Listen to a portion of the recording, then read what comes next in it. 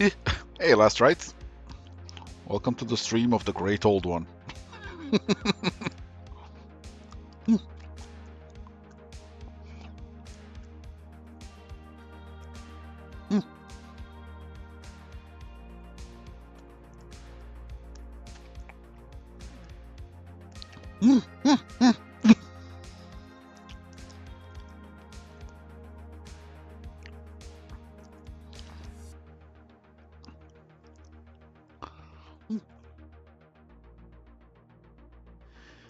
Alright, so today I'm gonna be messing around progressing some of that Witchblade armor. And then after that I'm probably gonna jump onto some other sculpt, because it's always smart to multitask.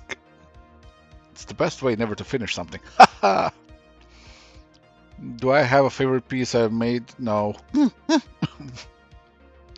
A favorite piece only remains so for like 5 minutes, and then it's like, oh, I hate it again.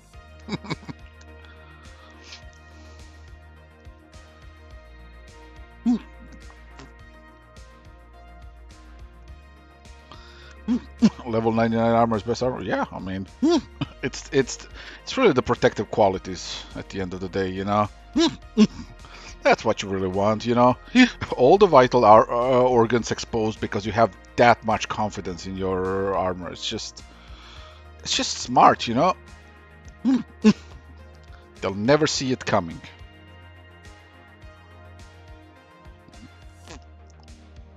Hey, Josephine. Hey, Jonah. But yeah, this is one of those peak 90s things. Fun times. I'll give 90s one thing ahead of everything else. That is the fact that they were very good at making just pure fun escapist fiction. 80s though, kings of that. And queens of that. Just the best stuff, really. Not at all biased because I'm an 80s kid. No. What are you talking about?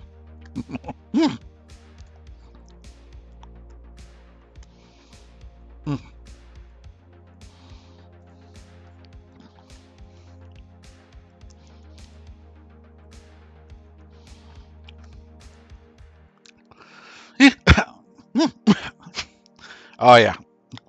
Lady armor. It's just, listen, it's a well-known fact that women generate their own deflection field when they go into battle, and this is why armor actually just really slows them down, and they don't want that. So that's just also Conan. Conan has the same deflection field. We don't know why.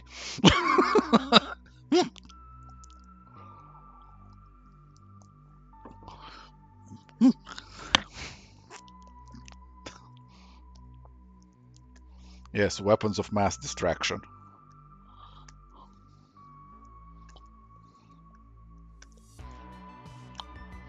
This is just simple science over here, you know. I am nothing if not educational.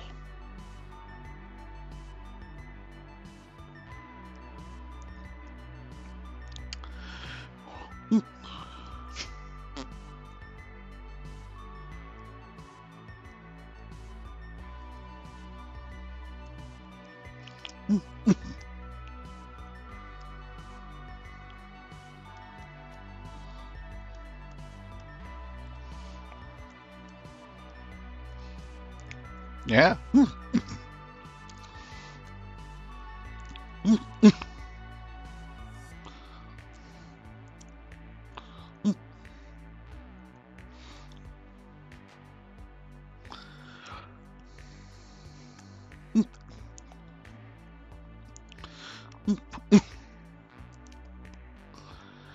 That's a lot of muscle. Someone didn't skip a leg there.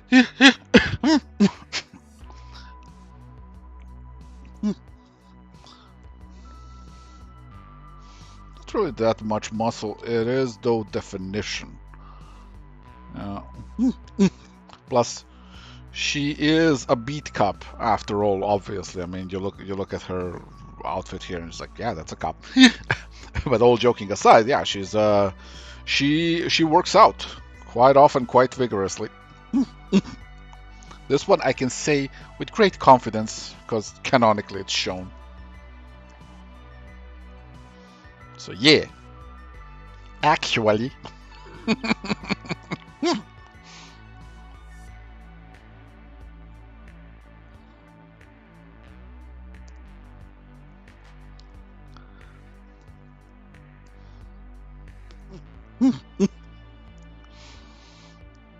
Man, I don't know what it is about sculpting the Witchblade, but it's so goddamn therapeutic. It's just like, just little whines.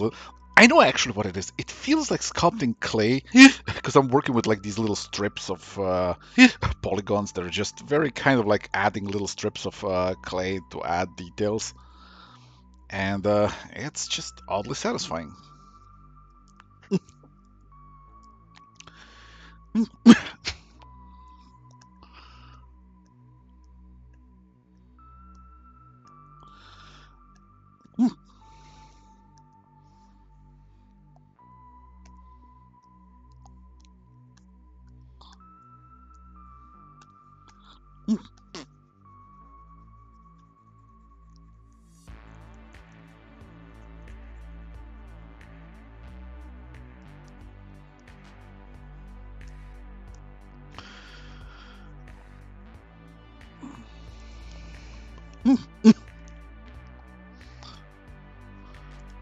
Could you call the Witchblade armor the living meme?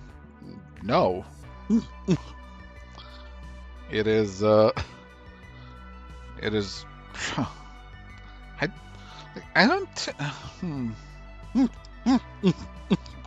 I mean, I suppose it's a part of that whole, you know, high-level armor meme. So it could be, yeah. Or if you mean as it by it being like sort of mimetic to the person wearing it, I suppose so. Could be, could be. Wow. Didn't think I was gonna have my day be about discussing meme worthiness of the Witchblade armor. You wake up with a new surprise every day. Oh, roller derby. The arm break city.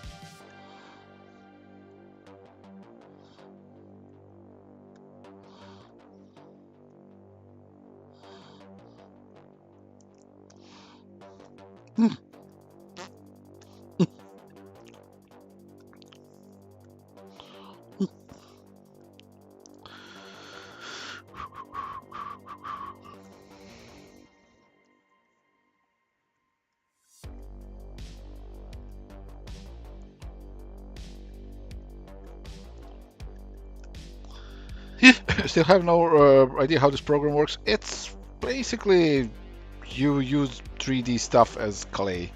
You sculpt. When you don't know how to do something, you look up a tutorial. It's just, you know, at the end of the day, it just works. Okay, now split frame. Let's see how much the high. Okay.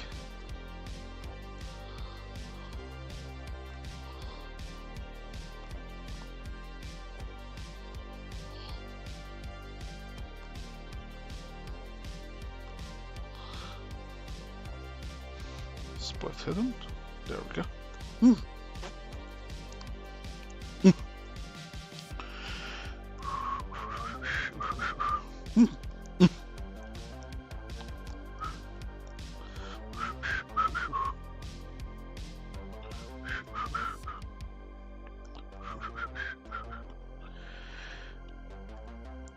And currently I'm experimenting with a very kind of almost traditional clay working method where I add little strips of polygons and then do detailing work on them and with them, and then I just combine it all into one object later on with Dynamesh and other stuff. There's a whole lot of really cool tools that they've added over time, and I've never really used them in any very creative way. I've just kind of used them as a sort of a just an additional fun little element. But with this one, I kind of want to explore the possibilities for myself with this.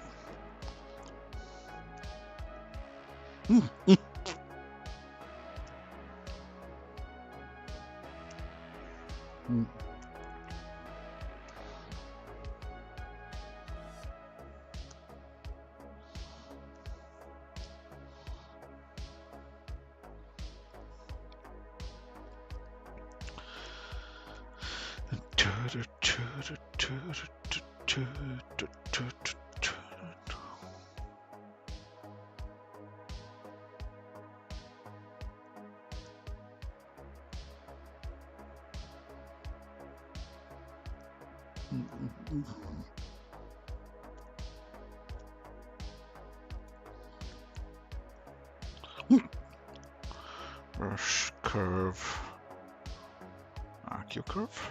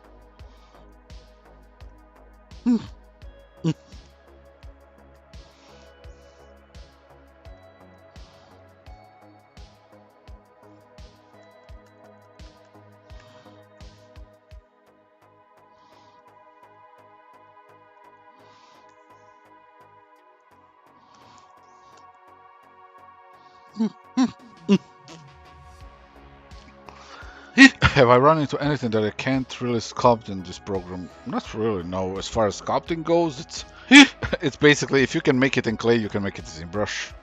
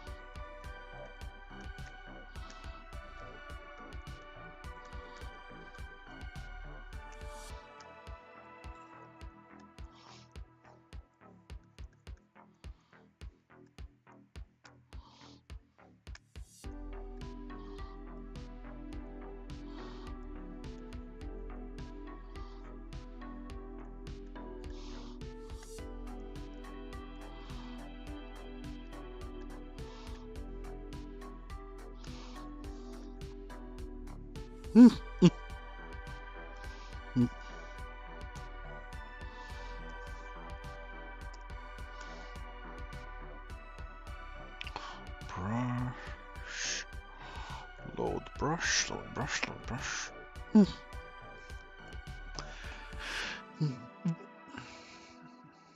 Witchblade brush. There's my Witchblade brush. Now let us hide this and do this. Nope. Edit under. Pick different color.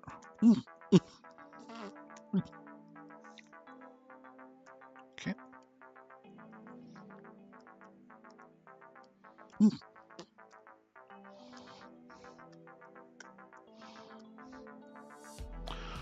Brush, AQ curve off.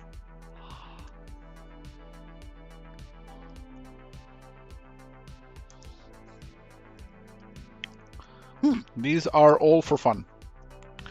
Every single one of these things is just me having fun, learning, exploring, seeing what works, seeing what I can do with the thing.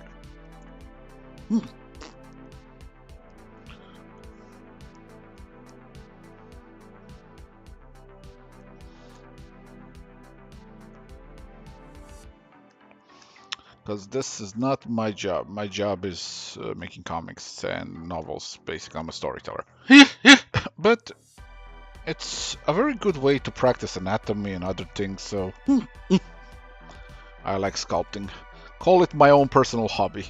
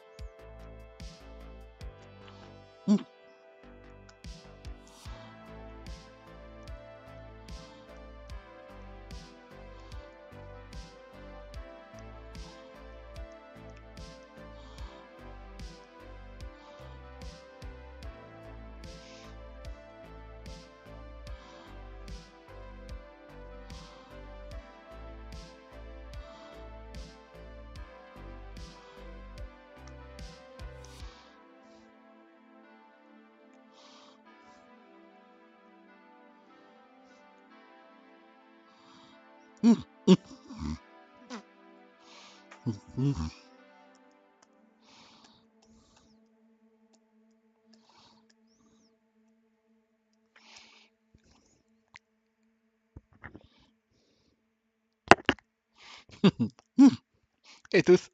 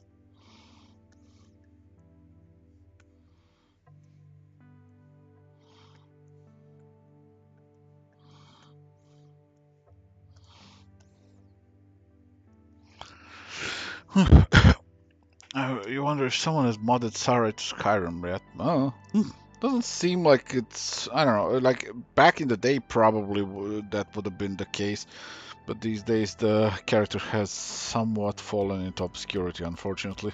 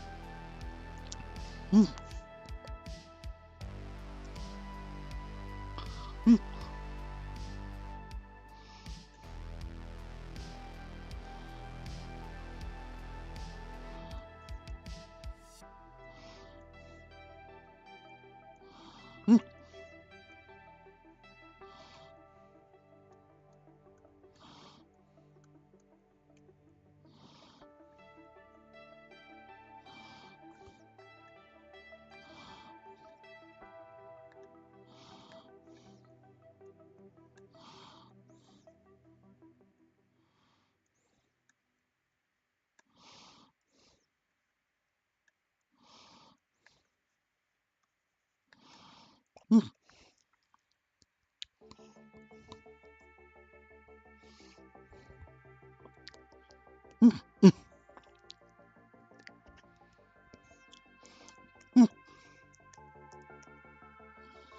then there might be Witchblade. I know that Sunstone characters are officially in Elder Scrolls Online, which that just cracks me up.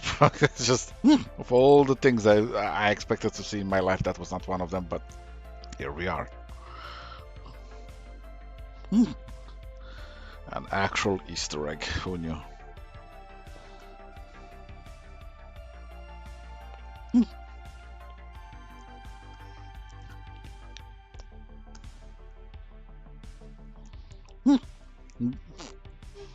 You know, I've never read anything from Chaos.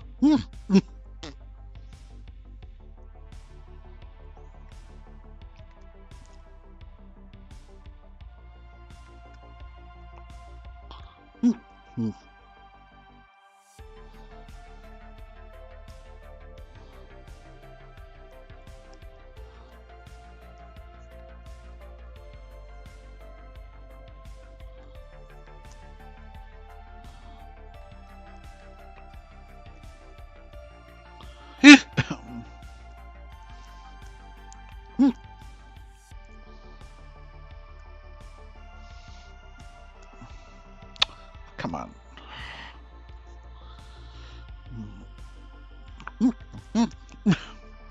I don't know. I know that Ali is married to Lisa in Elder Scrolls, which appropriate, because yes.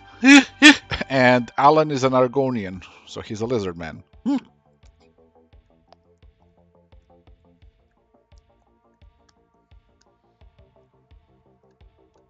Which cracks me up, because I'm guessing it has to do with a sort of a meme where everybody's always fascinated that an Argonian crafted something amazing in that game. Like it's said so many times that I'm like, yeah, makes sense. He would be the said Argonian probably.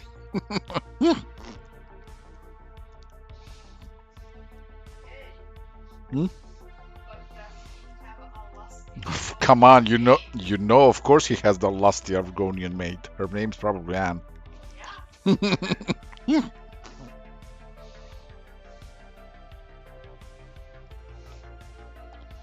No, they are no. I don't. The Elder Scrolls actually has orcs, so orcs would be the orcs of that setting.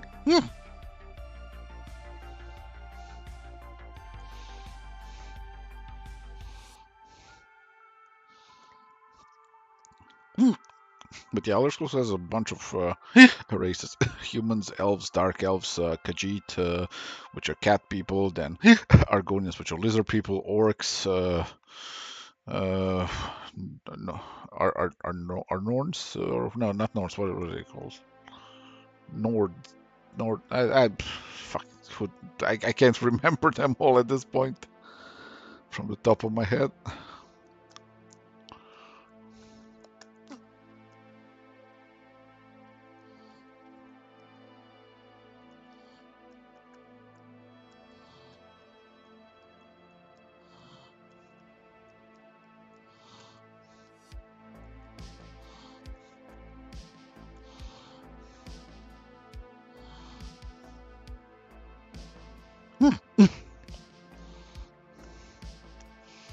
Thanks, Family Bricks. Yeah,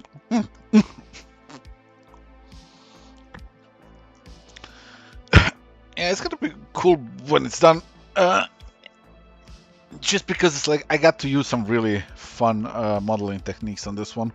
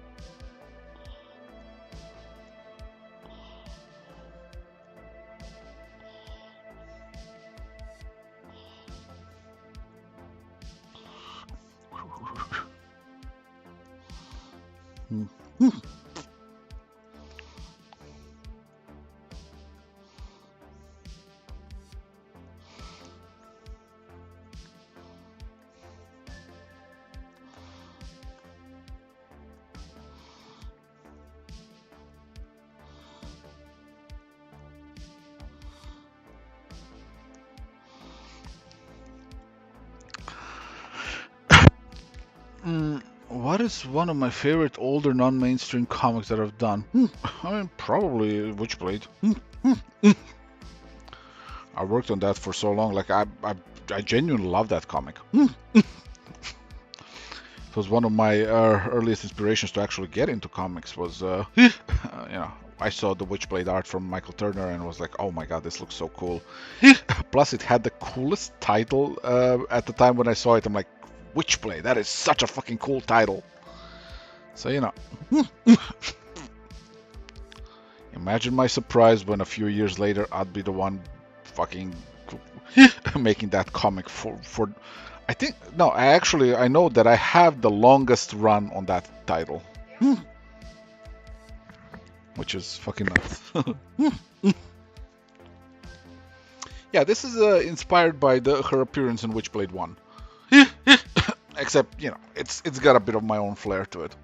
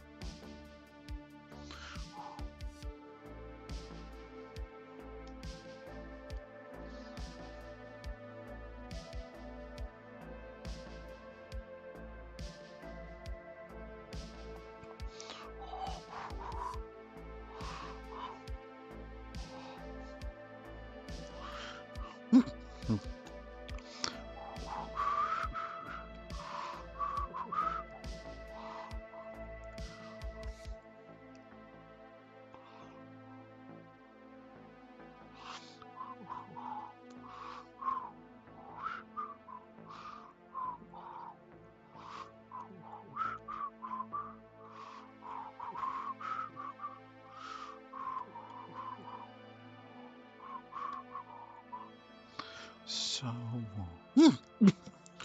but wow, who'd have thunk it? Like, it's been like, oh, wow, it's almost 18 years of me working with Top Cow and at Top Cow.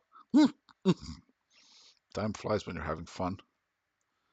And I've had quite a bit of fun there. There's a reason why I never left for any other company, really. Like, everything I've done for others was just basically me taking a brief stint on something just to kinda have a change of pace. But every time, guess who's back?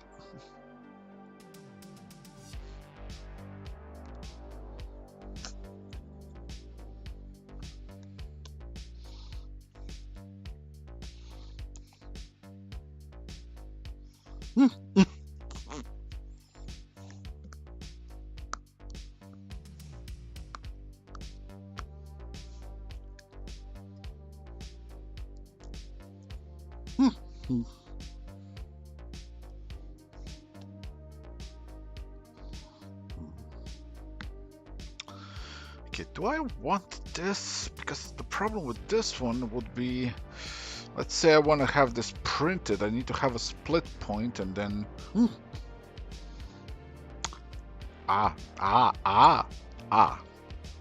Just gonna Jeff Goldblum it then. 500 IQ.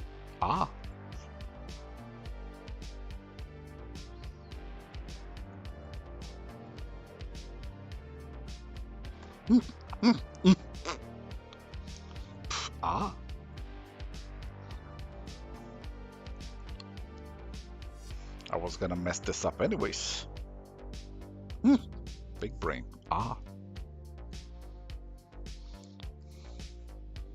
Also, it's time to do the thing that I was planning to do from the get-go, but the freaking cloth modifier has been acting up, so I never did it.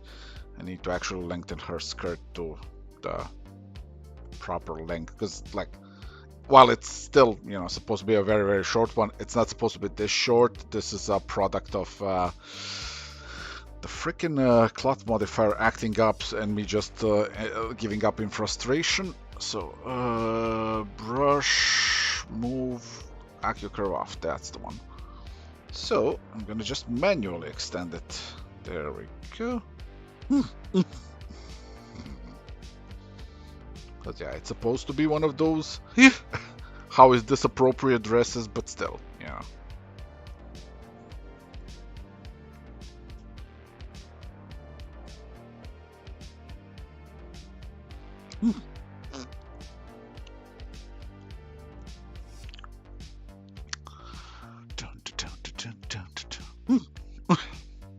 Yeah, Witchblade finds a way. If it doesn't, it makes a way. Alright.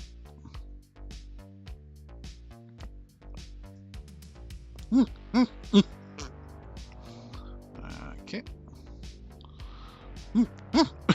The goal is, in fact, for her vagina not to be visible while walking. I know, crazy.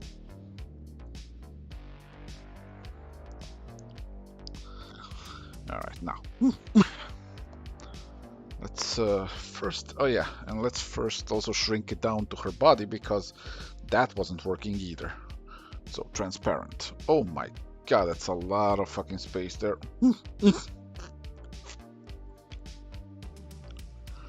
So, Chris, your thing got deleted because of something. So all I got was, or a stylus.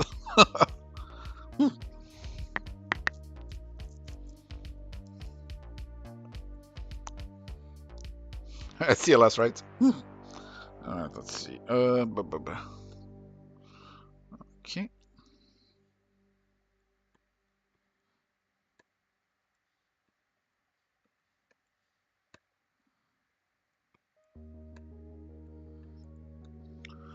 Yeah, the freaking cloth modifier just kinda wasn't gonna do the job when I used it. Which is weird. Usually it acts extremely well, but I guess, you know, 9 times out of 10, I suppose.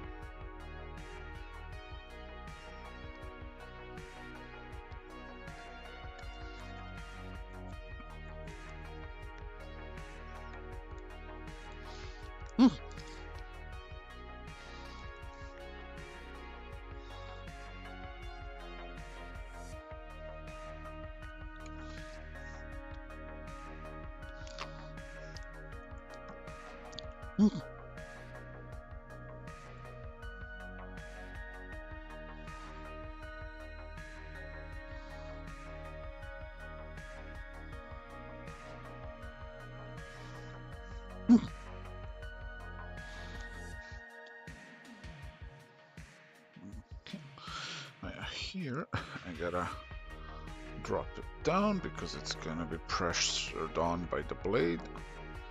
Alright. And here I'm gonna...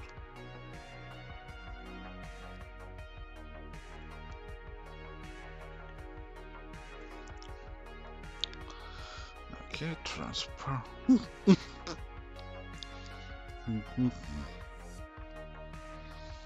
Alright.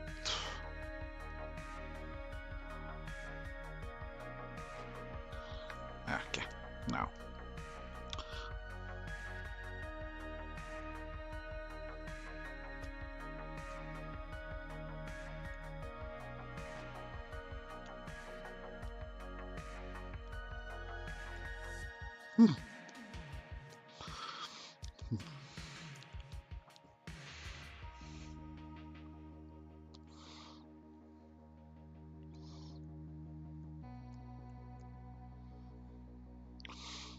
Okay, so it would slice through and stretch a bit this way. Okay, so. And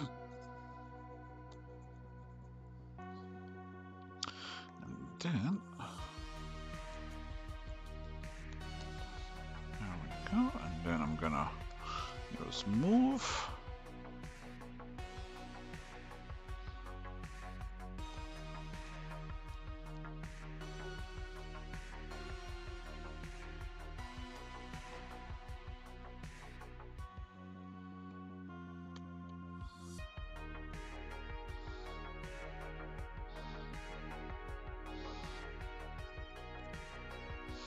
So now, where is it? Standard C sub. Or I can just do a move. Okay. Yeah. tighten it here because this is gonna be a one-piece thing. I always train myself to think about making a thing at least printable, you know?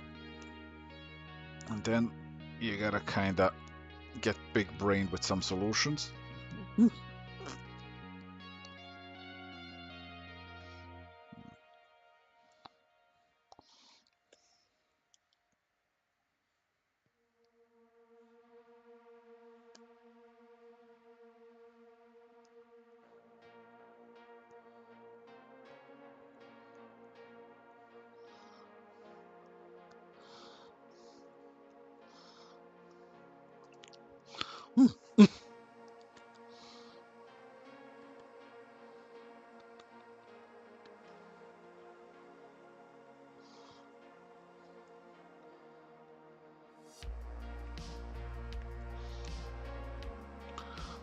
Standard.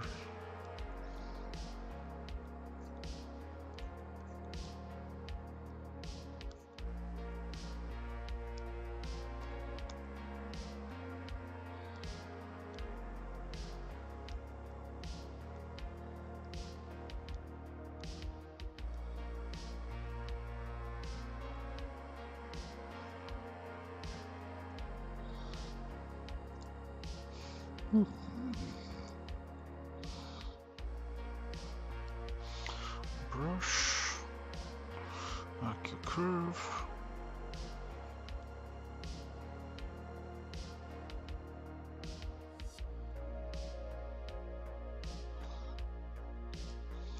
Standard.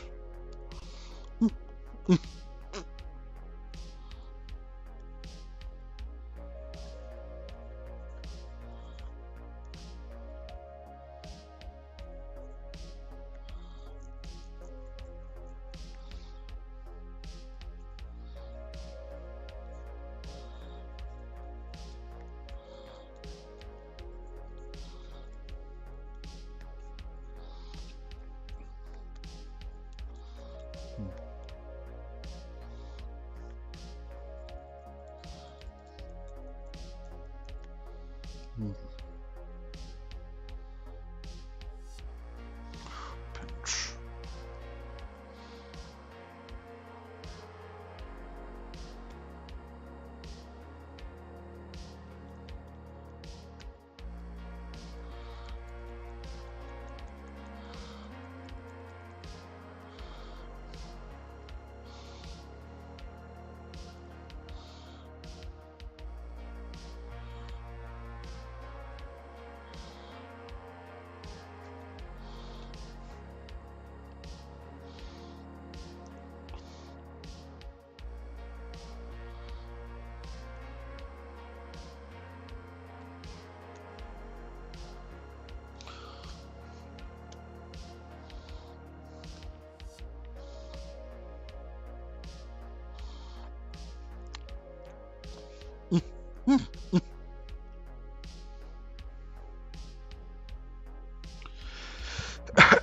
Is this a good way to practice?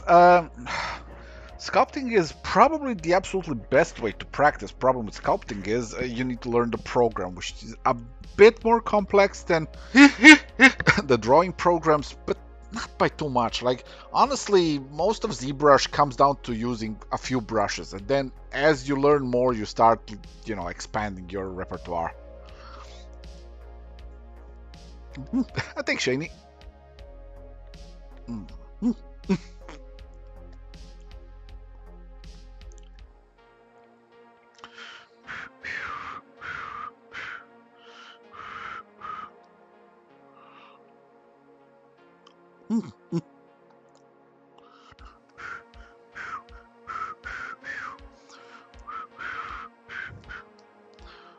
Okay, Witchblade brush. Let's go to the legs again.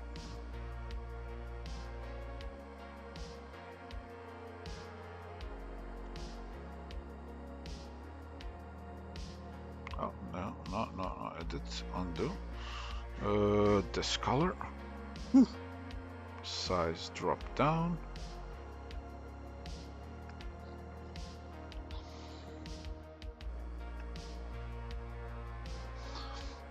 Stroke, stroke, stroke.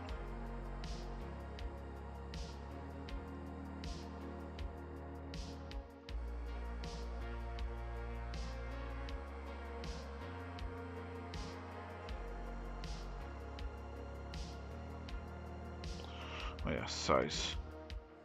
Okay, too much stroke.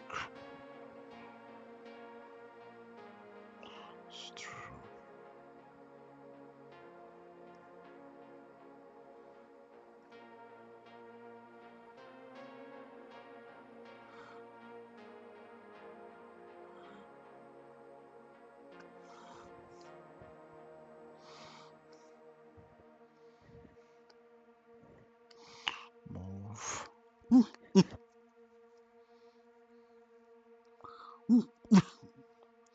No, this one is not meant to be,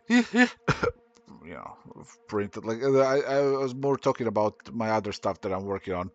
Those are gonna be made into STLs at some point. But once I learn how to make, like, this isn't something that I'm really, actively pushing for at this point. I'm learning a lot of stuff still. Like it's there's a whole lot of technicalities to this stuff. There, it's like it's more than just, hey, I sculpted a thing here, print it. Like it's not like a piece of paper where it's like, anything goes. You kind of have to get a whole lot. Like there's a whole lot of nuance to this stuff that I'm still not good at. So it will take some time, but at some point, yeah, I am gonna be producing STLs for prints.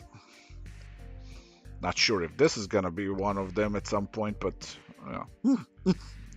stranger things have happened.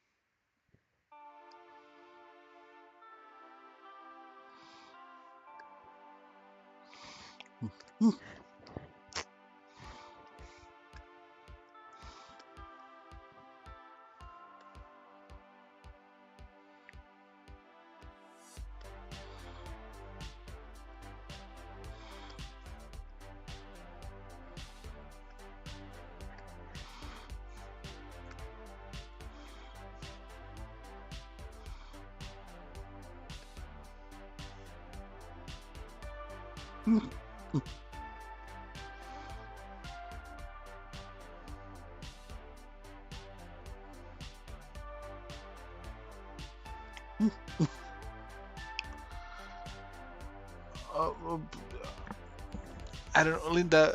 Shaney here says thank you for help and messages and apologizes for pestering you. Oh, it's okay. Linda says, "Oh, it's okay," and giggles because Linda giggles. Yee.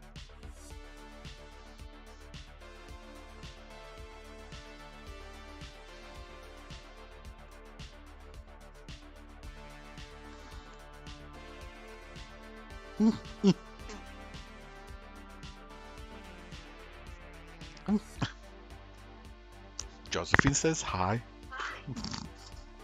I believe you heard that.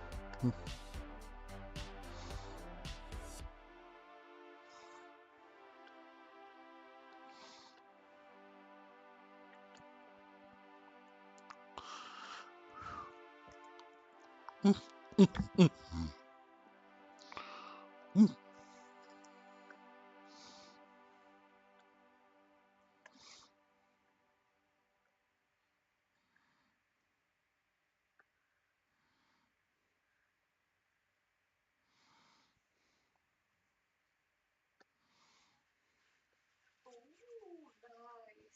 Yee. I love the spice. Huh? I love the spice. I know.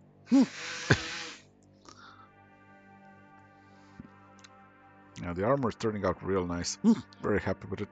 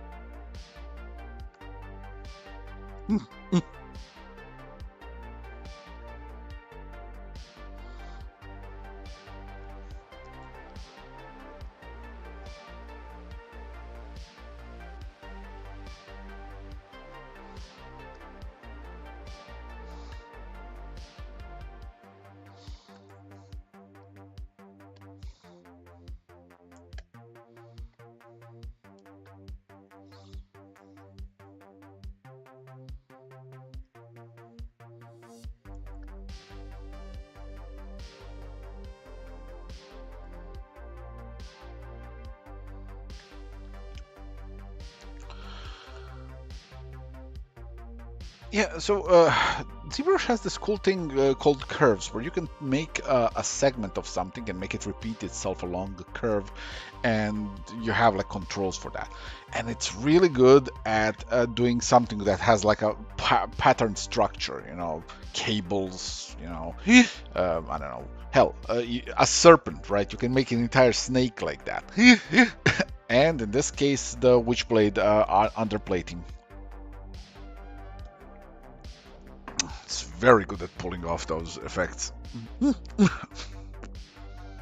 And given the way the program works, it's also very good at handling the sheer amount of polygons required for stuff like this with absolute ease.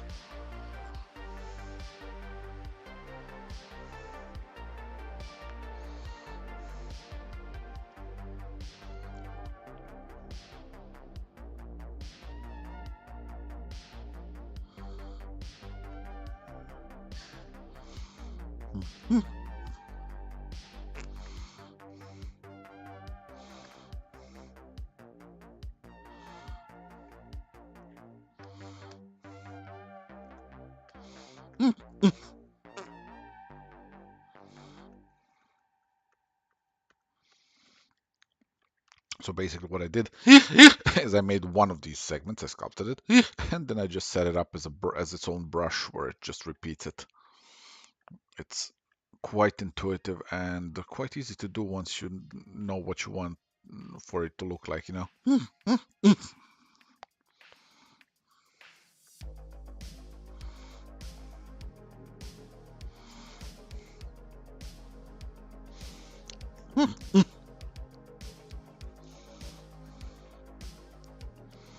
Yep, this is why I love sculpting ZBrush.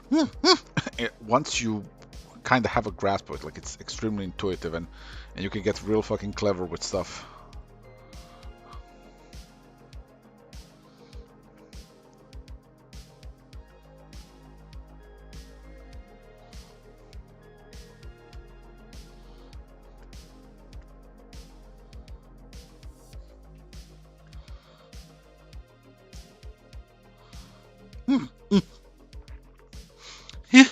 This is why a lot of the mystery and like fascination when I see people make like really cool, really detailed sculptures, like for me that's gone. I just look at them I'm like, I see what you did there, I see what you did there, I see how you made this. I know this tool, I know that tool, I know the other tool. It's like I'm not jaded, but it's one of those like, I see what you did.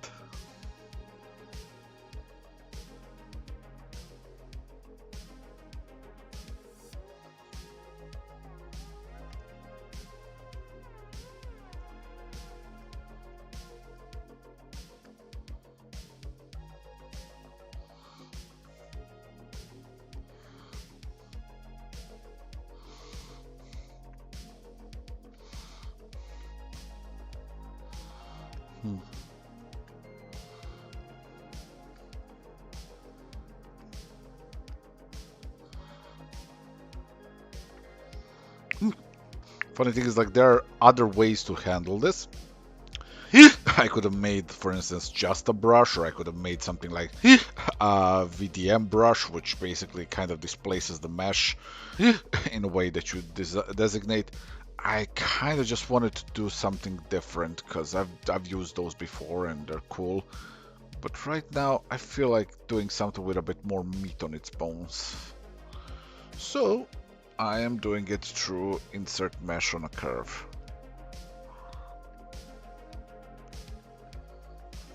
And Then once I'm happy with it, I'm just gonna dynamesh it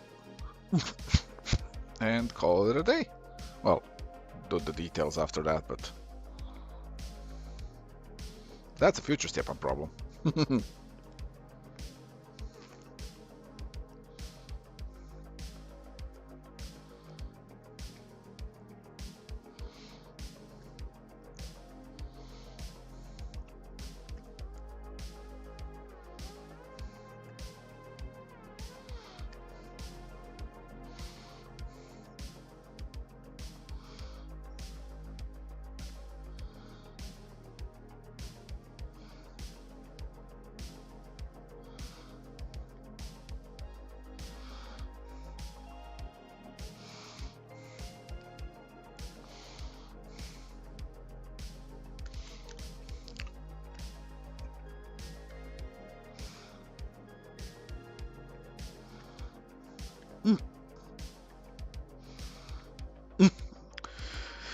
Funny thing is, the thing that I always dread the most is the fact that I gotta go back to the face and I gotta make a decision what I want to do with it.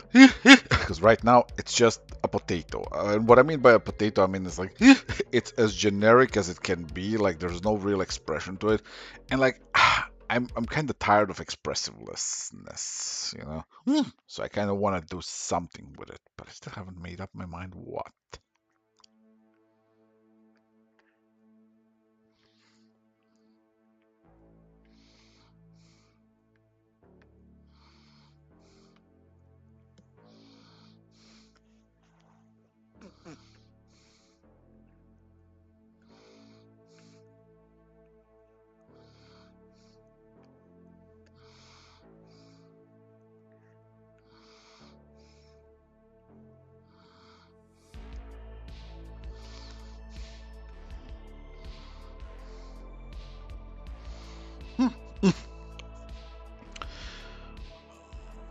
Yeah, ZBrush is yeah, ZBrush has a price tag to it, but it's a price tag for a program that you buy, which that's always nice for me.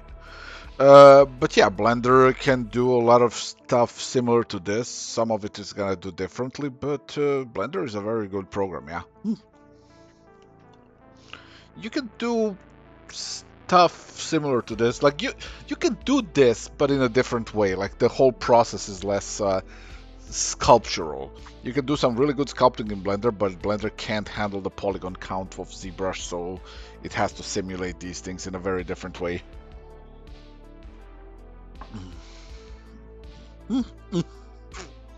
Like you would have to do this stuff by generating displacement maps and stuff like that.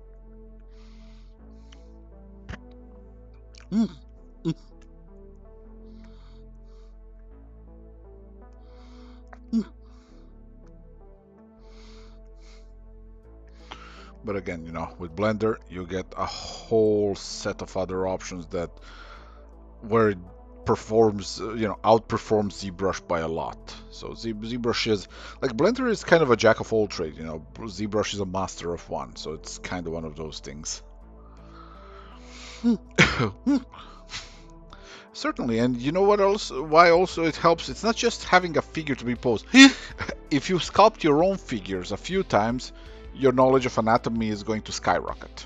Because you kind of have to look at a reference, reproduce a reference from every possible angle, and a lot of that is going to stick with you, you know? And then, all of a sudden, you're going to realize that you understand things on a level that you didn't before, because now you don't just know what a leg or a hand looks like from one angle, you know it from every angle. Perhaps not to the point where you can faithfully reproduce it every time, but you're on the path to be able to do that. So, yeah.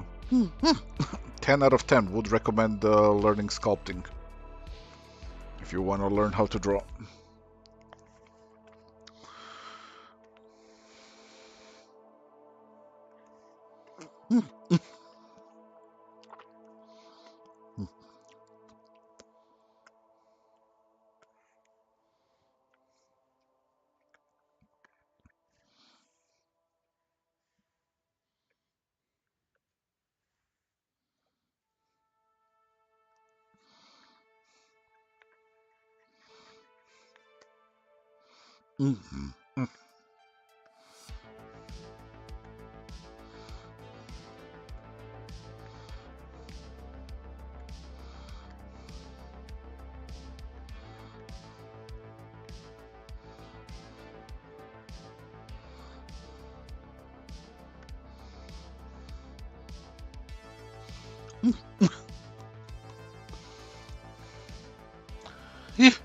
No, actually, it doesn't really matter which one of them you do first at all. Both are same exercise. It's just that one of them is gonna by its very nature teach you more, and that is sculpting. Sculpting will teach you more, but again, it's a different kind of a space. It's a different kind of a programming language. So it's still like the tools are tend to be a bit more complicated when you're doing sculpting. But on its own, sculpting is basically like learning to how to draw on steroids. Hmm? Comics will teach you the Hmm. most. Yeah, comics as well. Comics are a really good way of learning how to draw because you kind of have to from You draw angles, stuff you never draw. stuff that you don't want to draw.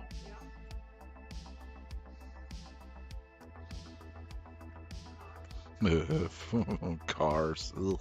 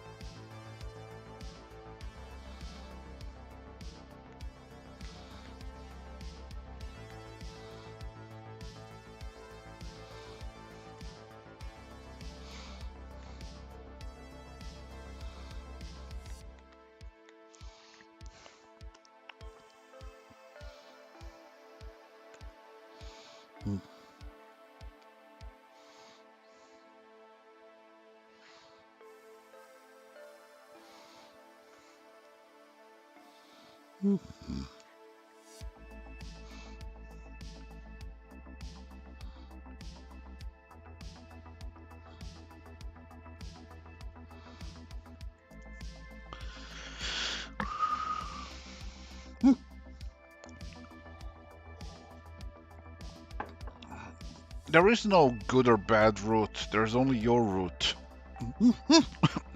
You gotta pick a path, Try not to dabble too much because, well, it becomes a distraction.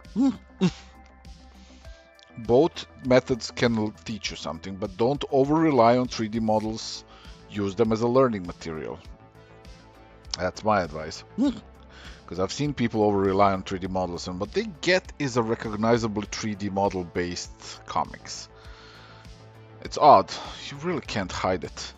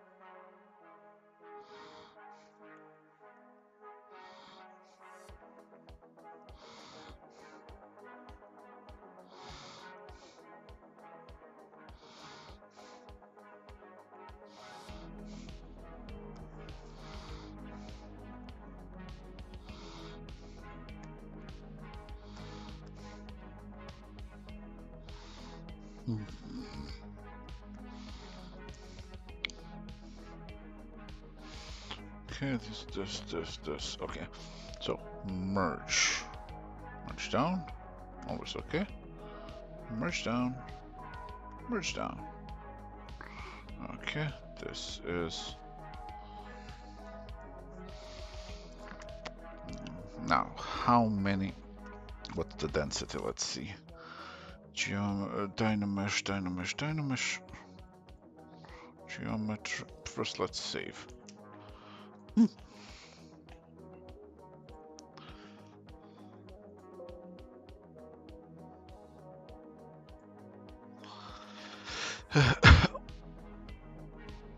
Yeah.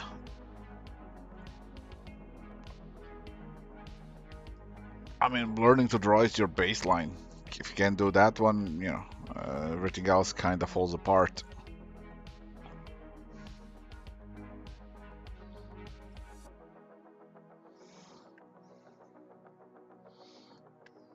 Alright, so I need to... Yeah, Dynamesh.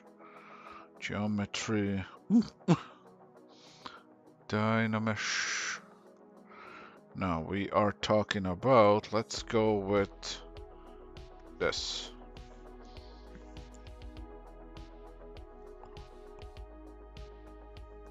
Bam.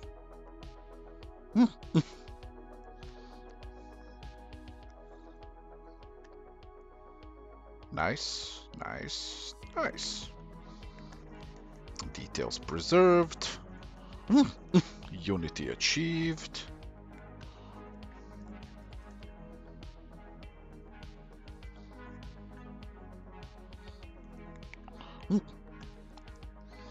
Trim dynamic.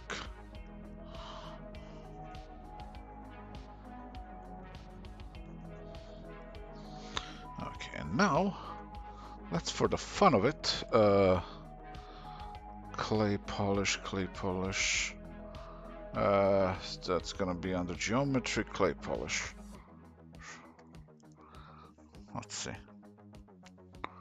Let's see what it do. Oh, I like that. It gives it a nice, edgy, sharp look. Okay, I'm gonna undo it for now because I'm not done yet with details.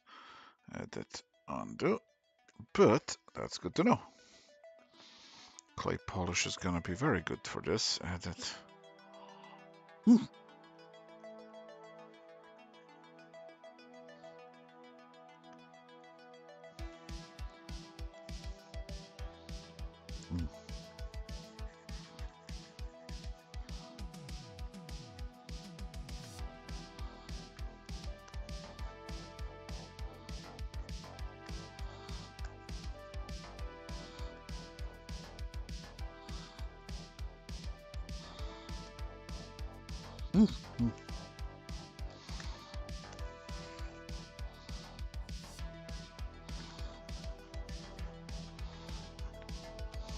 So some pitch.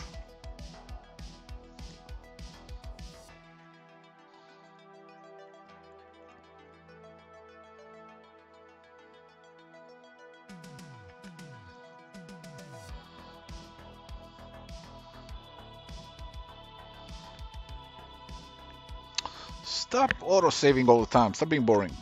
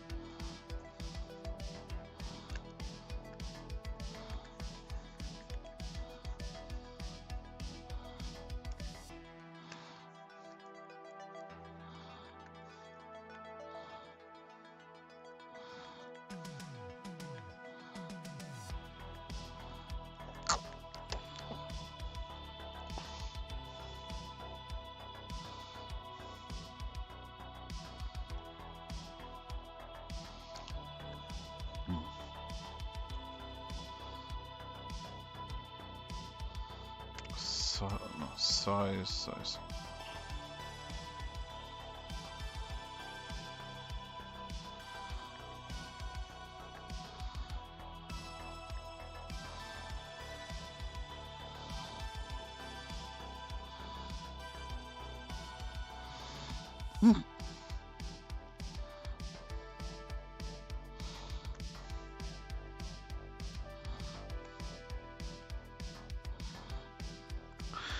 I can use pinch to accentuate the form and then redynamesh it so that it reconfigures the topology. Although this isn't really specifically any useful topology, this is just sculpting topology.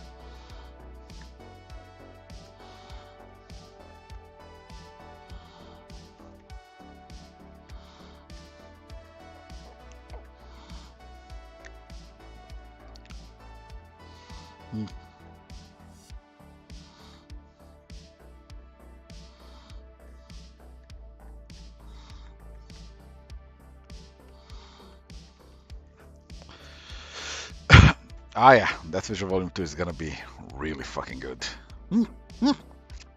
Hopefully it actually finds an audience.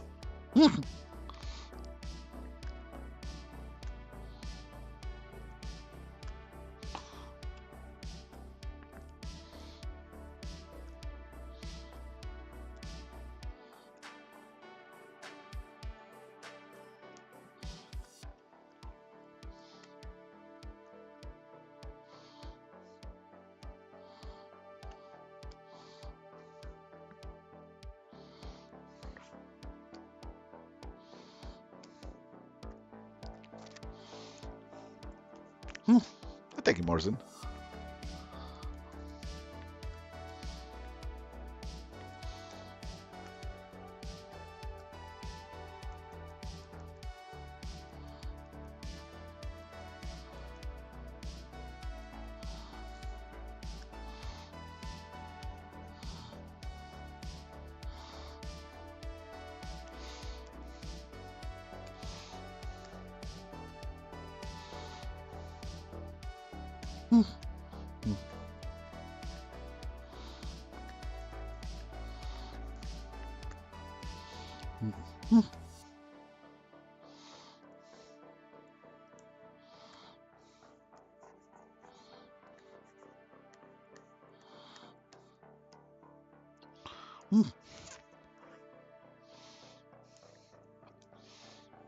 Oh, that's cool.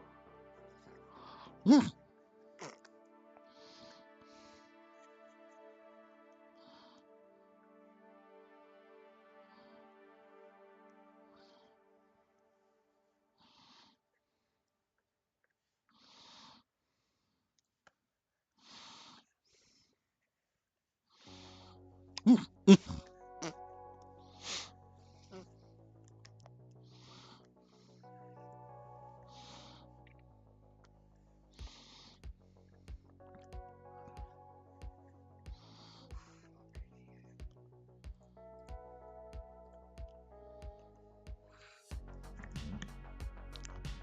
ja, Here would be ah ja. Yeah.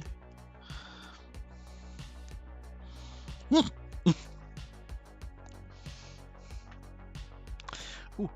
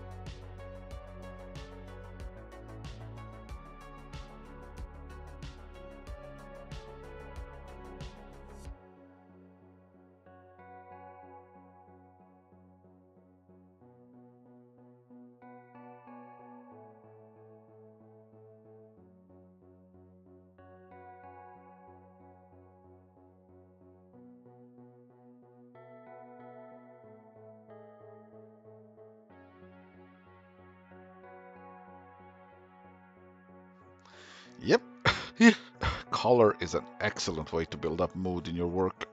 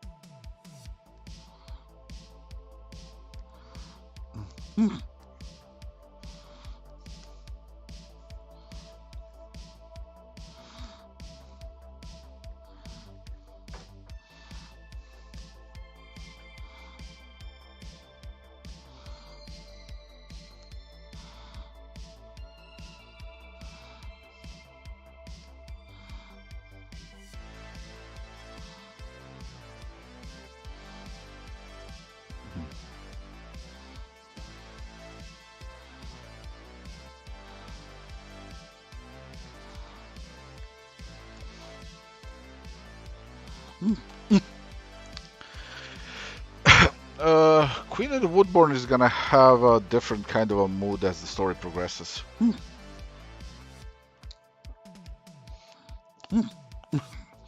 As it kind of goes through seasons.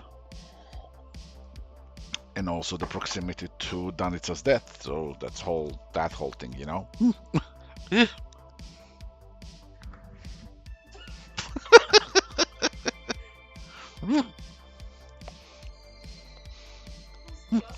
That feeling when you have a TV next to you and you see just a reflection of somebody doing silly stuff, and that's Linda.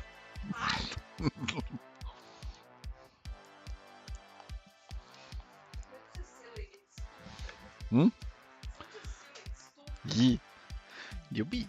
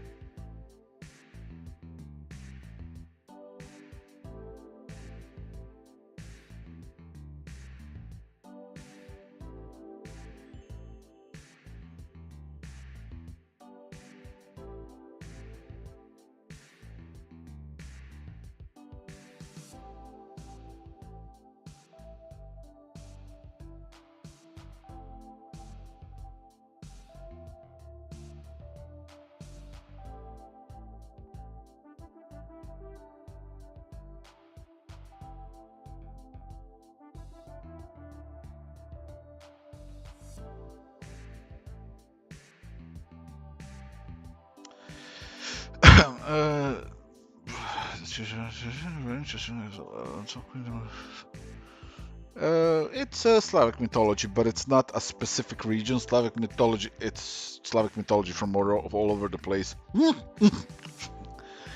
As in, the idea is these are the gods who have inspired all these myths. And their stories are quite different than the myths themselves, because myths are human interpretations of the divine tales, you know? So it's gonna be fun. There's a lot of creative freedom that I get to take for multiple reasons. One of them being that Slavic mythology is notoriously poorly recorded, so every region has its own stories and they're mostly oral tradition. Some of them have been segmented and written down as, you know, but none of them were like we don't have a very clearly defined thing, you know. Just a whole lot of interpretations, which works great for me.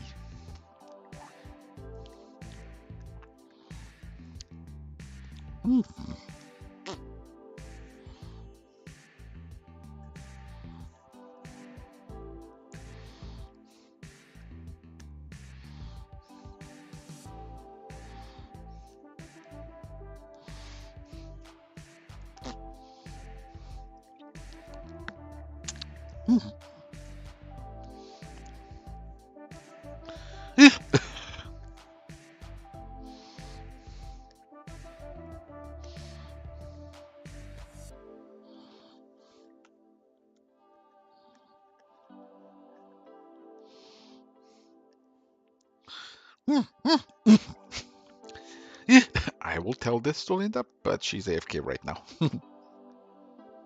She's actually going to sleep. And for me, the workday has just begun. It's me actually just warming up for the actual work. So I gotta make I'm gonna finish a Batman cover that I forgot that I promised. So that's gonna be technically my last piece of superhero work. And then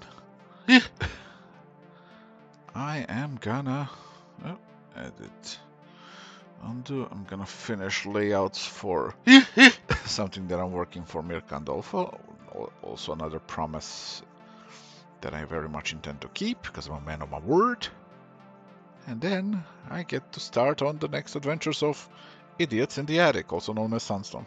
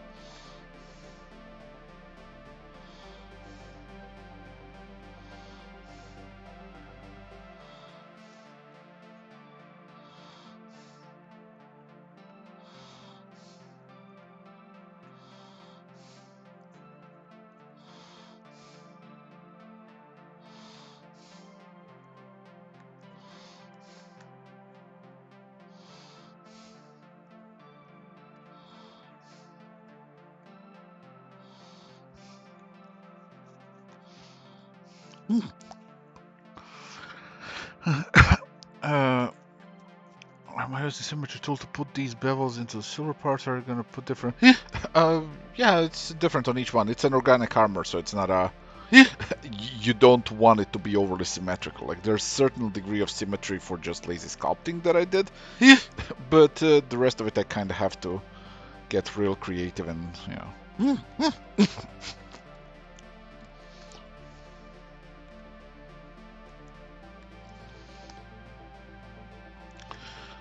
What would happen if Alan and Allison find the grudge in the attic? They would probably run away screaming.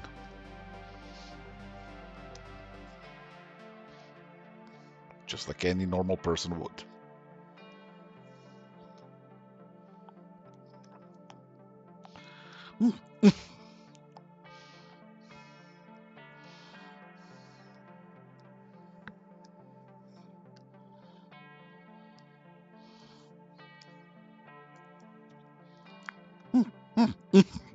No, no. Ali and Alan are very much normal people, you know?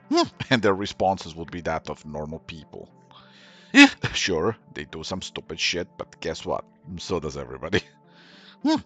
But yeah, their priority isn't in everything. Oh well, better pull out the ropes. You know, it's like no, they're just gonna do what people do. That's the charm of Sunstone is these characters are meant to be people, so their behavior tends to be consistent. Sometimes consistently dumb, but consistent.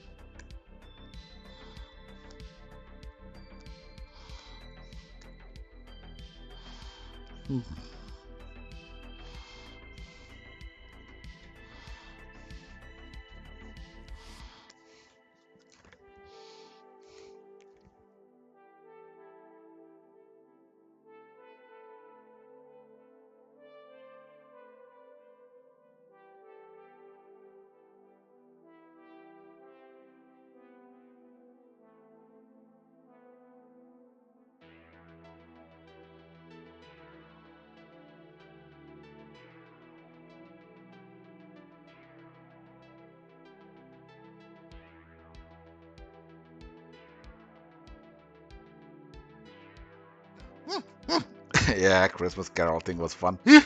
That's because I'm a massive fan of that story. Like, I actually adore the story of Scrooge. I don't think there was a single variant of that story as a movie, as a cartoon, or anything where I was like, yeah, no, I really dislike this one.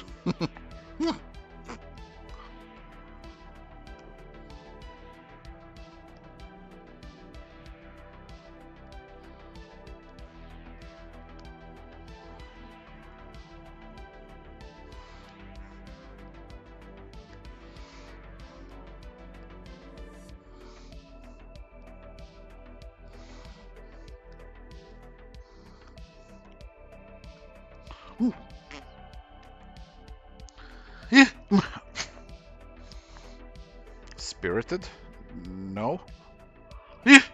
I just watched the new Scrooge movie though. Well, movie cartoon from Netflix.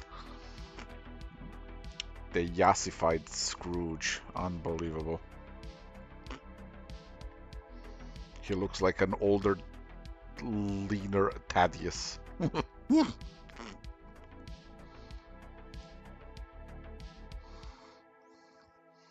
I mean, who the fuck makes sexy Scrooge? I mean, I would, sure, but still.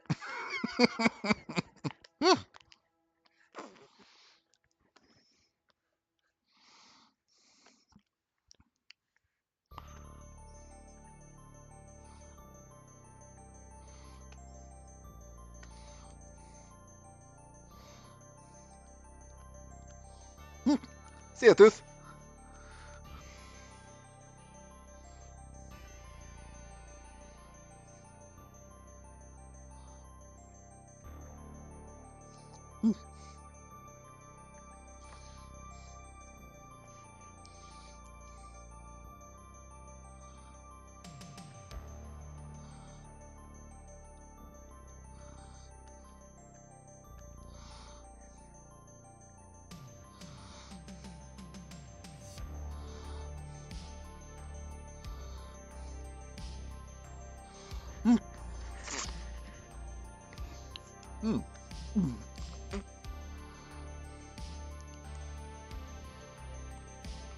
I suppose that's the problem. I don't have Apple TV.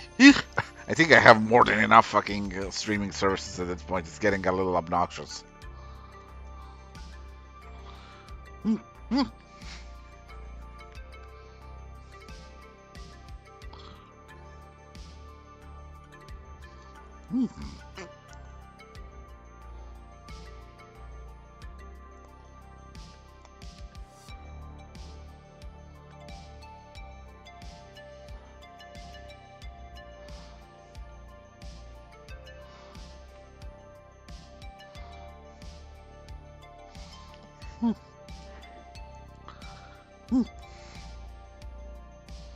You may recommend it. I don't know what it is, though.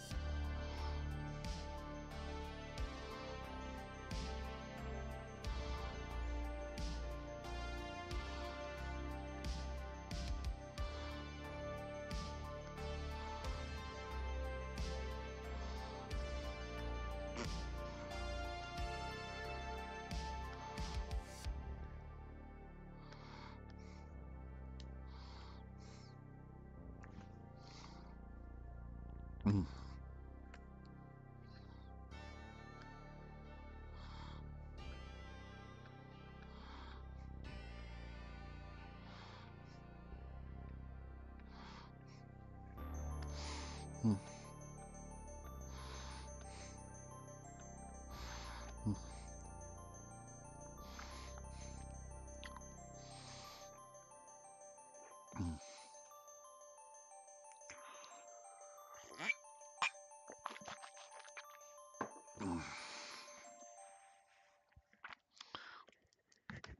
Sounds intriguing. Mm. Mm.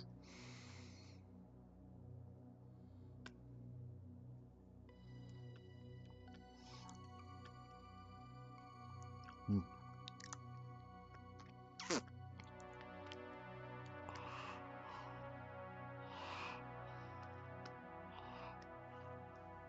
Mm.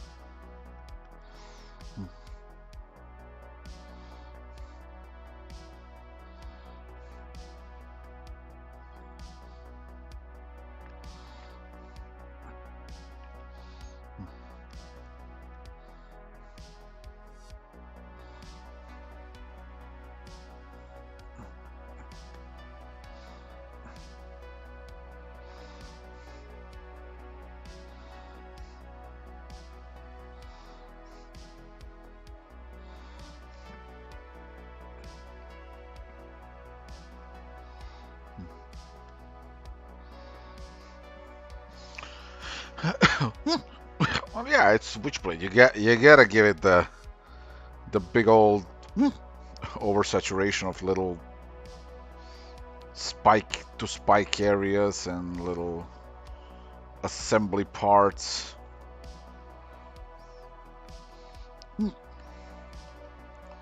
Otherwise, why even bother, you know?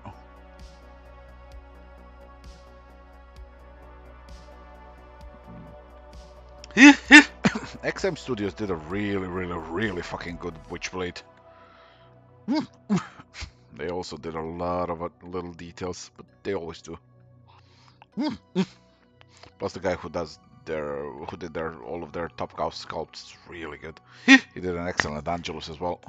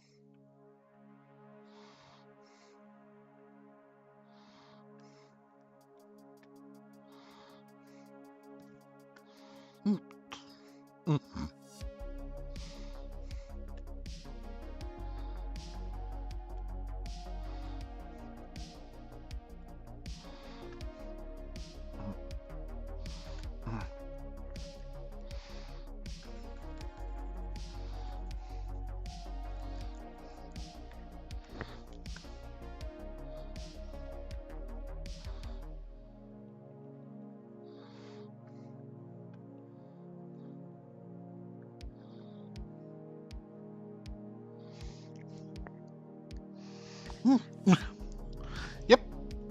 Well, I mean, that was the whole shtick back in the day with the Witchblade. Like, it would just eat through all of her wardrobe. Really, it was a very expensive type of superheroing, you know.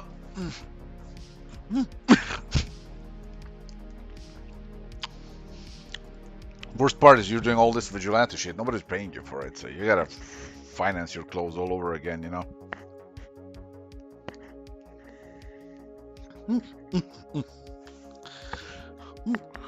Am I coming to any convention in Europe, France, or UK? Sooner or later.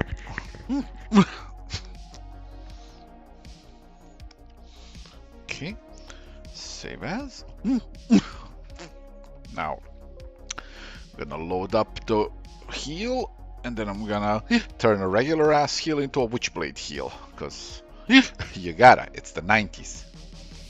Alright, where the fuck is that old base mesh of Lisa? Lisa base meshes, alright, that would be the one. I think it's gonna be this one maybe, let's see. I just need the shoe. Subtool. Shoe. Okay. There we go. Now, I'm gonna do this. Append. Shoe. There we go. Now I gotta take this and turn it into... not this.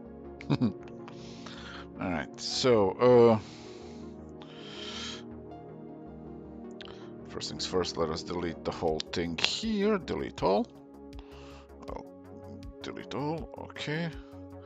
Now back to this.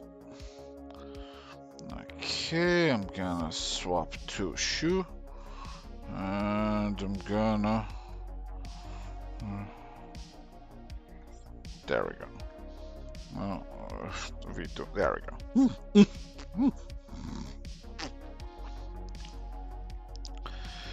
Okay, let's see if the symmetry is active.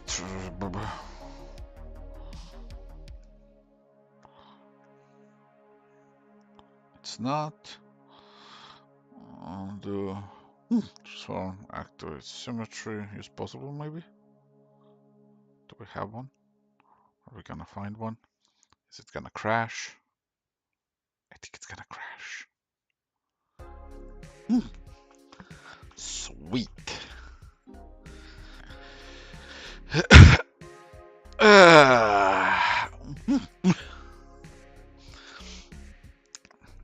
Amazing. Ah, well, close the program. And back to square one. We lost everything. No progress has been made. Ah, picnic. Alright, let's see. Yes, I know it fucking crashed. I am well aware of this, thank you.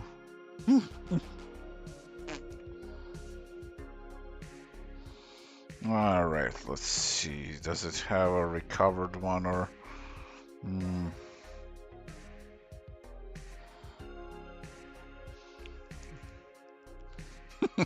Don't worry, this is ZBrush. ZBrush is very good at having checkpoints and shit, so... But even so, I just saved before this, so...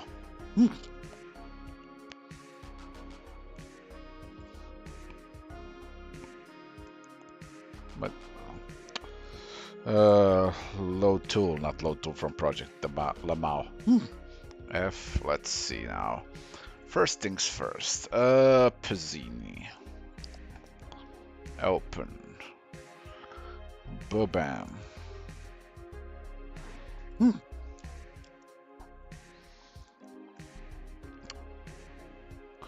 Now, I forgot that it removed the thing here. Okay, now a subtool. Yeah, I gotta re-import the shoes. Oh, let me just, while I'm at it, M, color, fill object. There we go. Now, what am I looking for? I am looking for load tool. I need the shoes. F. Well, this time I'm gonna be smart. I'm just gonna use a single shoe, and then I'm gonna mirror that shit. Let's go. So I need most version Z tools. Lisa, not this one. Lisa base meshes. There we go. Let's see. Now we take the thing, we take the shoe, we import the shoe, we delete this, delete all. Always okay. It's always okay to delete all without saving. Don't worry. Alright, so import. No. No, not import. Append. That's the one. Append. Append the shoe. Alright. Now, delete the whole thing here. Why am I talking like this? Delete all I said. There we go. Oh no, when it comes to this, I am an absolute filthy casual, a hobbyist of the hobbyist order. Okay, we do this. There we go. Now, frame, zoom, frame, zoom, transform, activate symmetry. So why didn't it work the last time? Move.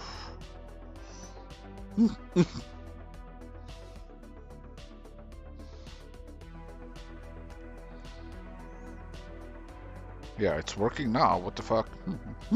Oh well. Now the greatest tragedy of all. I have to reset up my tool cause this thing got lost. So, now back to reality. Up there goes gravity. I need to take curves. No, what was it? Strap snap. Yeah. Brush.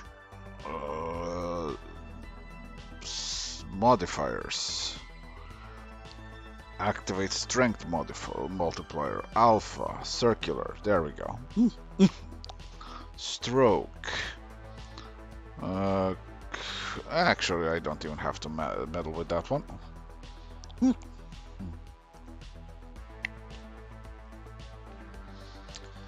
And now we get fucking creative.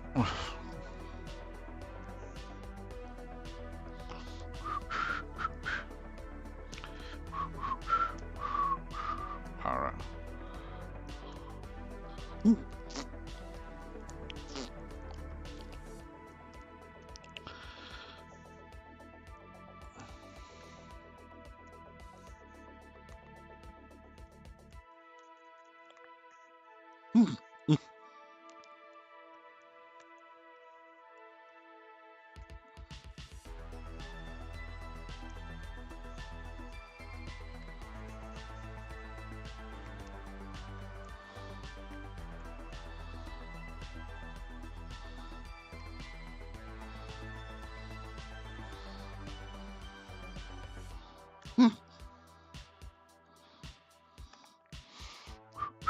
Brush. Stroke, not curve. Curve, AQ. Let's go. Give it some edges, give it some spikiness.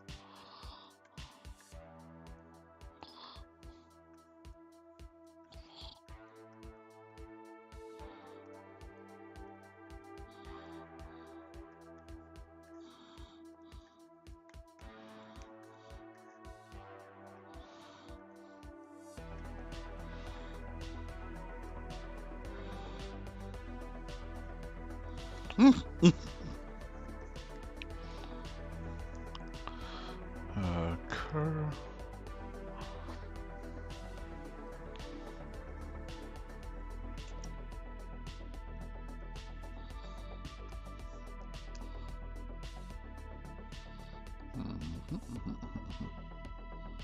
Oh, there we are.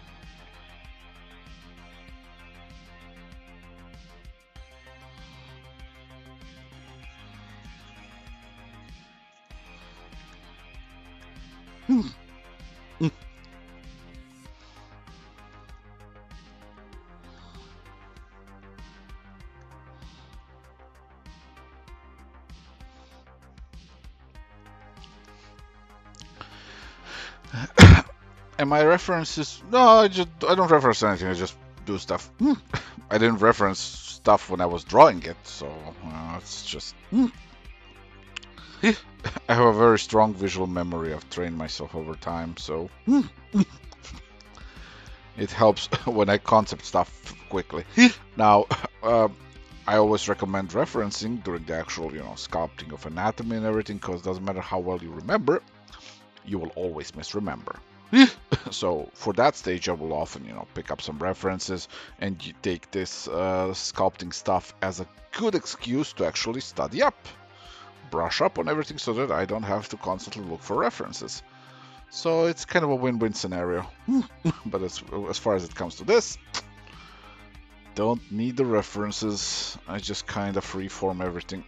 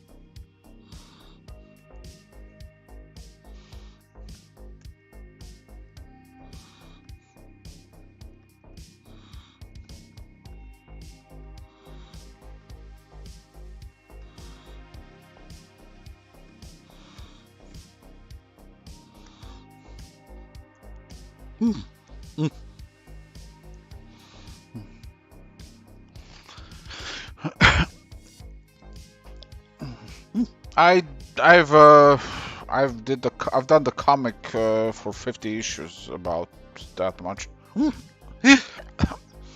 I would recommend reading from the start, at least for to the first Michael Turner era of art, and then honestly, there's a lot of it that I would just kind of almost skip. There's some really good stuff after it as well, but it's kind of it's a mixed bag until Ron Mars takes over on the title and starts writing it, and then it gets really good again.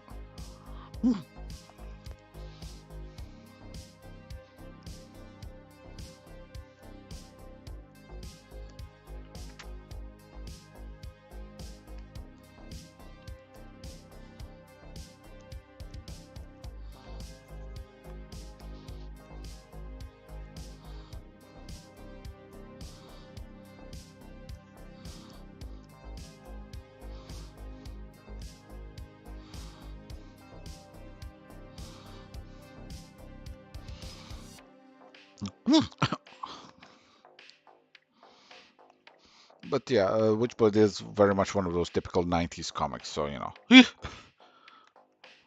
know what to expect. It's over the top, it's loud, but it's fun, I like it.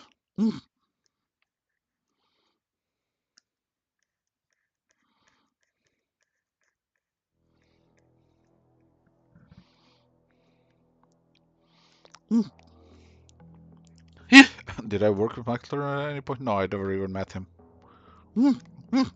He died before I even got a chance, unfortunately. He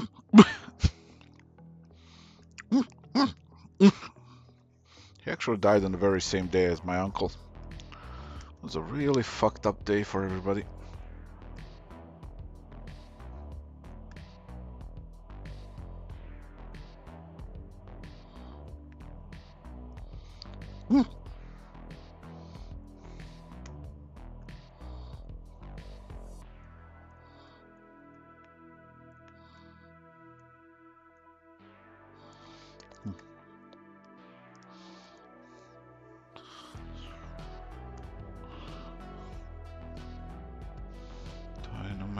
Understand.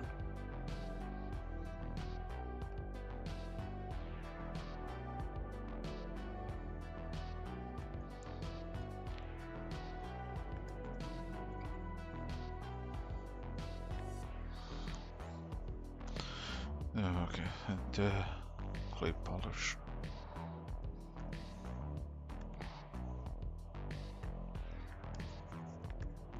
Actually, no, edit, undo, undo, undo. Now polish. Deformation first, polish.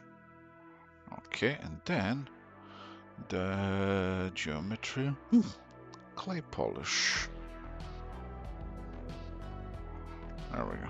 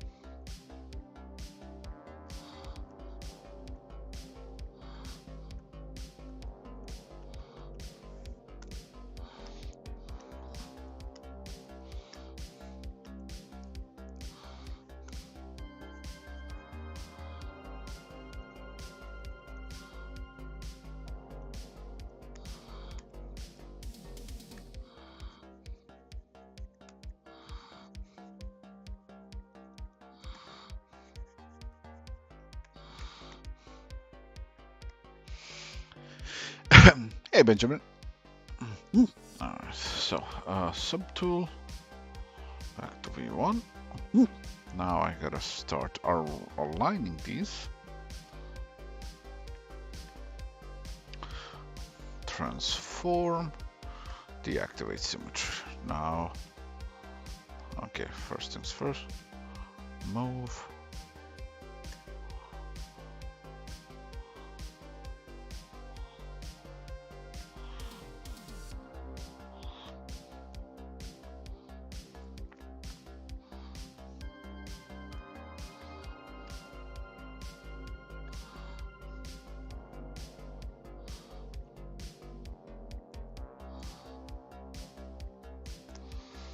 Okay.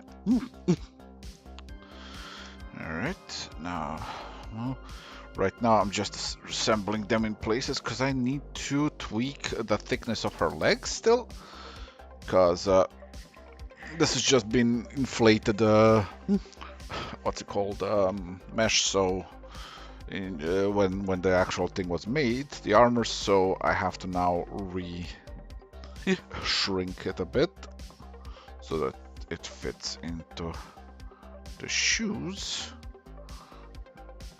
There we go, and then draw, move.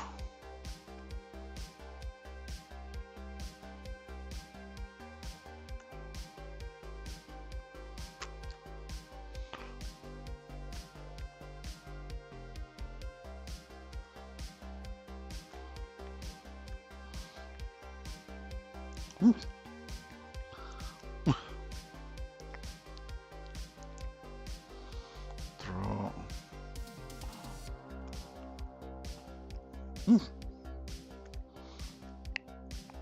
Now I am gonna later on adjust the hip sway here, so there's gonna be some length tweaks on how the leg is positioned. Now what I'm gonna do first is make my life easy, and I'm gonna... So, what am I looking for? I am looking for removing her legs. We are going to perform a real quick severance of polygons. Geometry. Subtool this. So, geometry. Okay, like this. Let us take lasso. Let's swap to skin shade or something, just to see it better. Okay, gonna subtool split masked.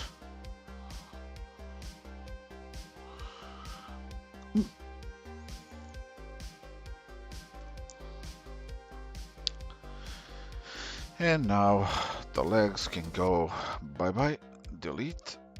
Alright, back to this. Excellent. I see I've lost, I have a hole now. Thankfully, that's easily dealt with. Wait, what? Oh, wrong subtool, that's fine. Geometry. All right, put like this.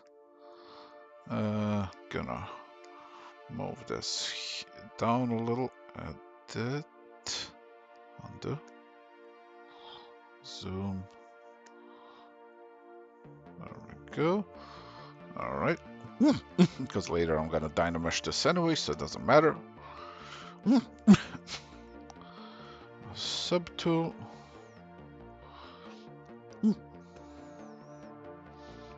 Oh, I see, I see. Talk about a tie gap, huh?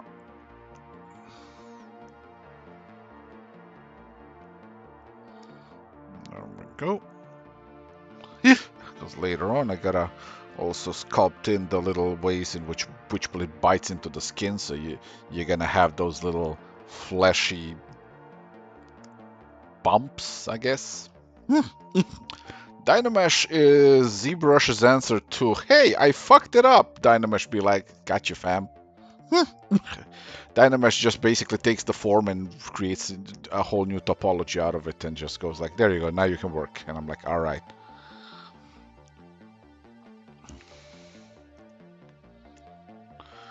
Now to this.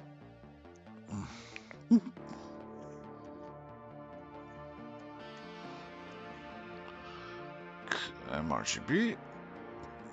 Color. Fill object. Okay.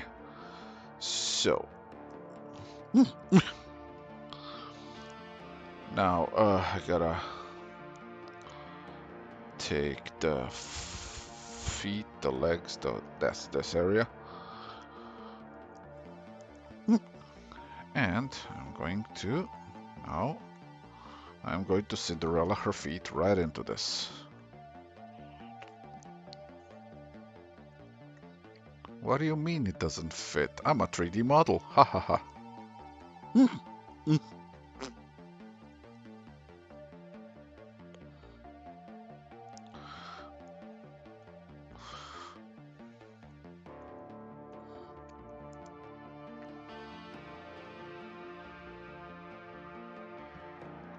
Mm.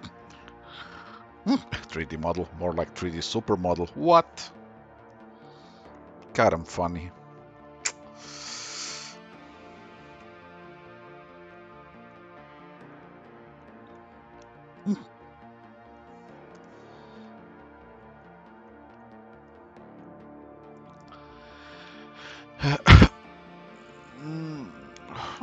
Don't worry about it. There's a lot of stuff that needs to be tweaked. Those are all extremely easily fixed. Like, holy crap, is it easy.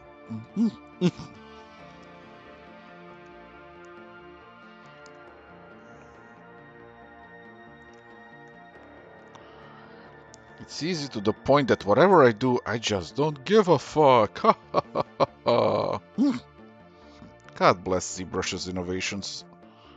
Well, God bless the people who made those innovations, really.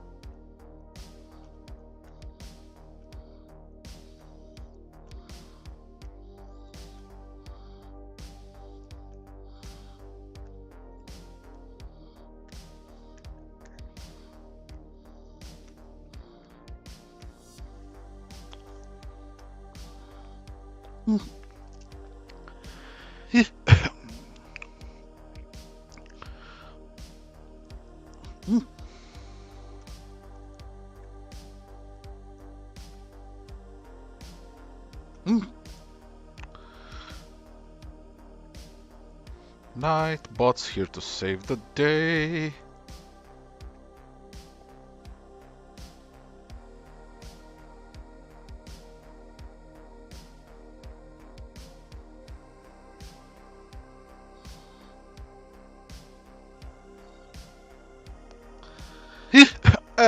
Witchblade, Warframe, it's all the same shit, really. Well, not really, but you know, aesthetically speaking, quite the what's it called? Yeah, it's quite the look. That's why we like it.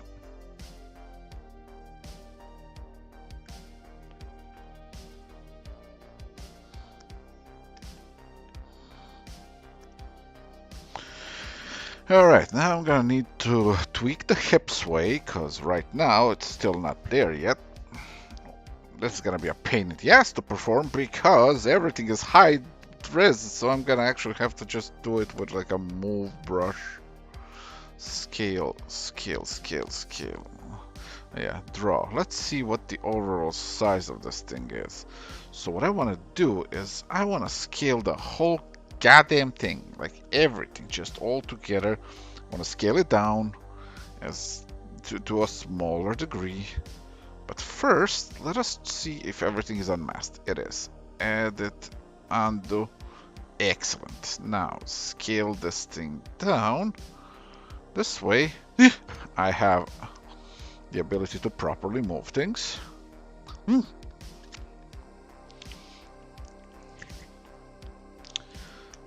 Now, alright.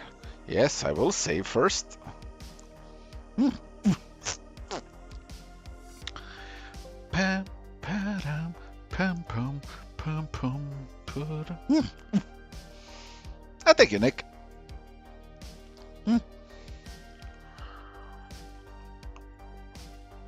How did I first start coming up with armor designs and details? I watched a lot of movies when I was a kid, and it stuck with me.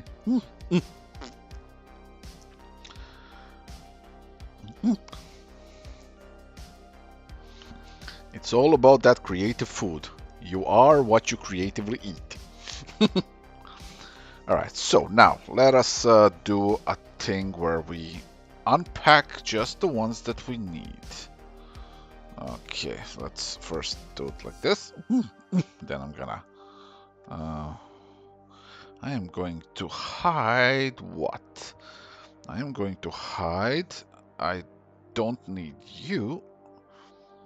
Don't need you.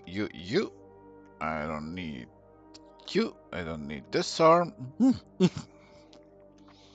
What is this? This is a piece of...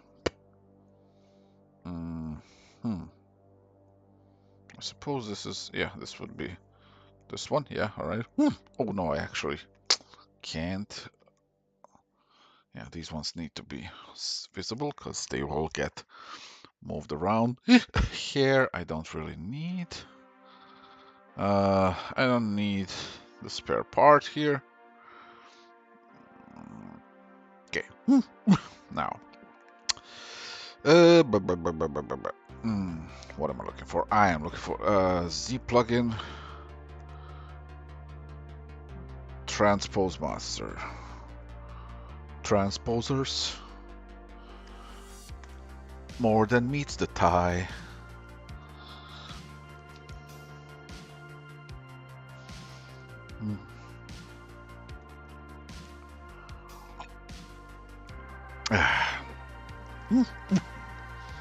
Alright, so first things first, I get to move this to the side, thankfully. So rotate, not all like oh no, edit, undo. This one here, we are going to move this like so and put that hip outside a little and curve the leg outwards a little. Let's see, yeah. Draw. Now I am going to tweak some of the shape language here. Yeah.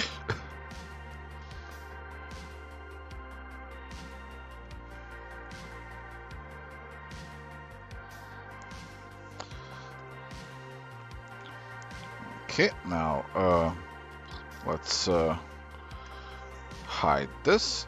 Good. And then we are going to actually what am I looking for? I am looking for, there we go. Good.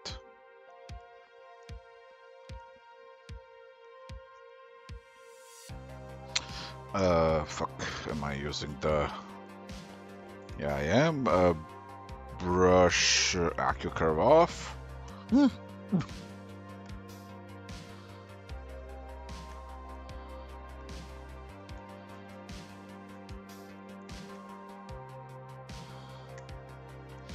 Pull you back here.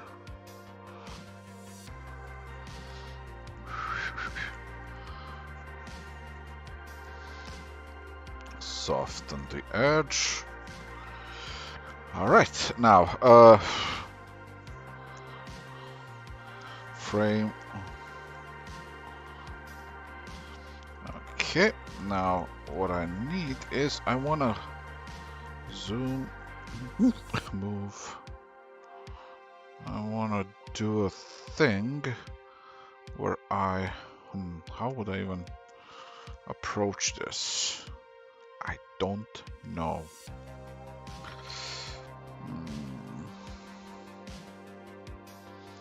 I mean, okay, technically it's enough outwards, so now what I need to do is I need to take this whole leg now, pull it up a bit because of the hip sway.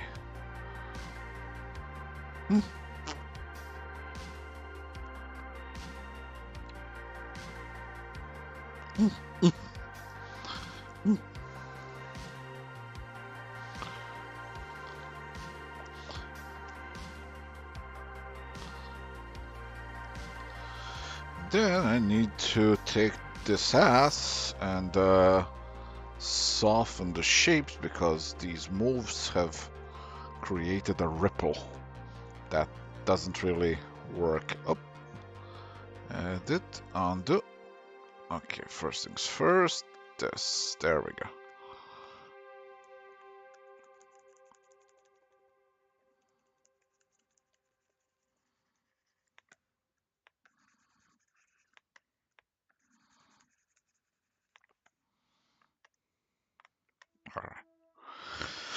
Alright, we're good.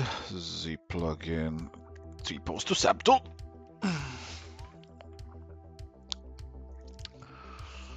Bam, bam, bam, badam, bam.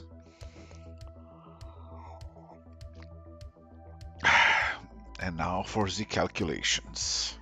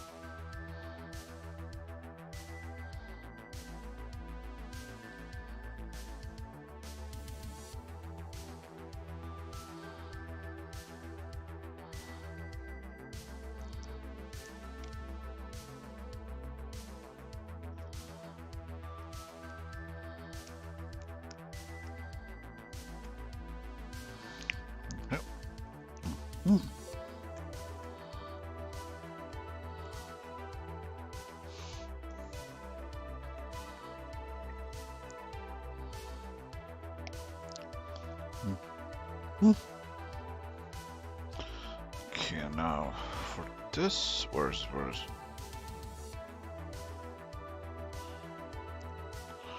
rotate.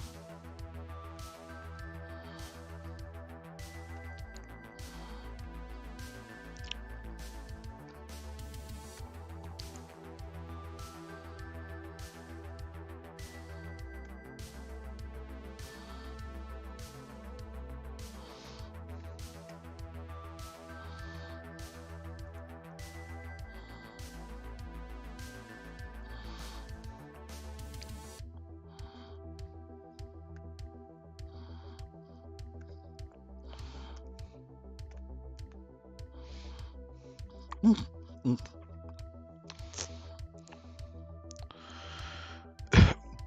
mm. I'm kind of thinking I should probably do the other hand without the blade. Just take a hand and pose it and have and sculpt one of those, that little police gun that she has in the. That means I gotta sculpt a gun. I I I hate that. I really hate that. I really hate the very idea of sculpting something hard surface like and precise like that.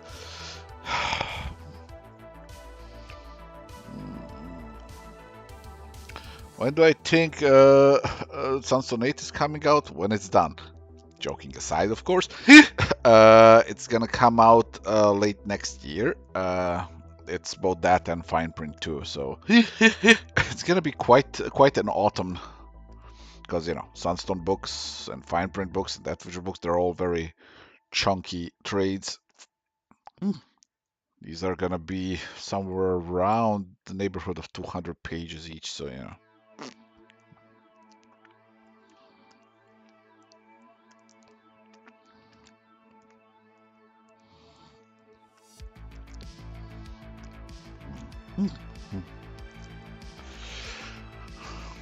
I could do the cup badge, yeah, but like very cool because she has those latex opera gloves type thing in that scene as well. So it's like, yeah, it'd be real nice and all. It's just but I would have to, you know. It would be perfect though, like she would hold a gun, like shit. I would really look good. I don't want to sculpt a gun. I don't want to sculpt a gun. Can I buy a gun? I could buy a gun. I could just buy somebody else's sculpture of a gun. Just purchase the rights for commercial use and just go like, there you go. There's a gun. Slap it in her hand. Just, I don't want to sculpt a gun.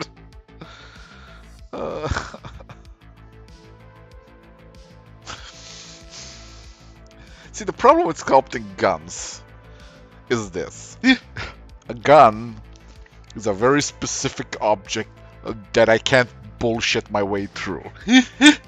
By that I mean I have to figure out what specific type of gun that was. Then I have to sculpt that specific type of gun because there's always gonna be those people. You know the kind of people. The people who go, you know, that screw doesn't belong there on that model. And I'd be like, well, screw you too.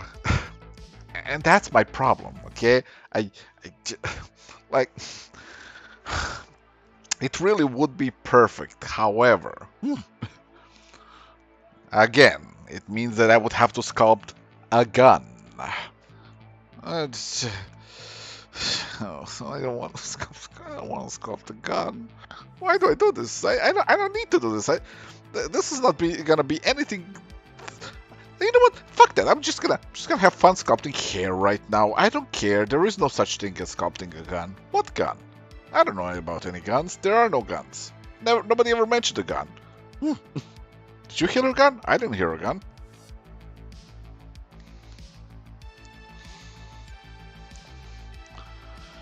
Okay. Yeah. Let's curve some hair. Yeah.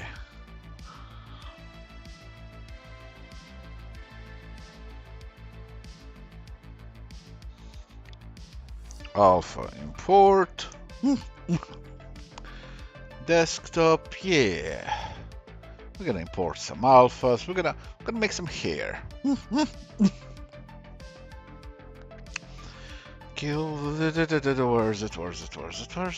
it? That's the backup. Where's my hair alpha?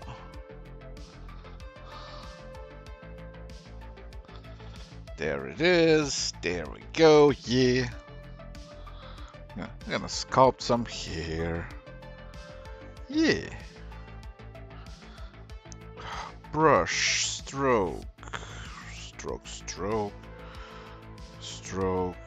curve, modifiers, Curve modifiers, there we go. See now, isn't this way more fun than thinking about sculpting things that you don't want to sculpt? Yeah. Stroke. There we go.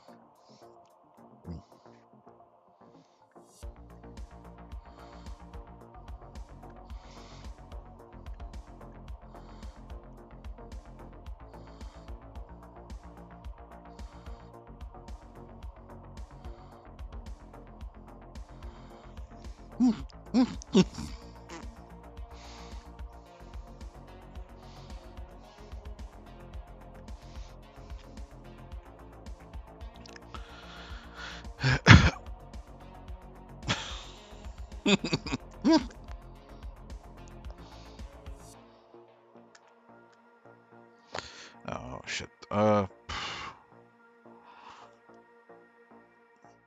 Color fill object.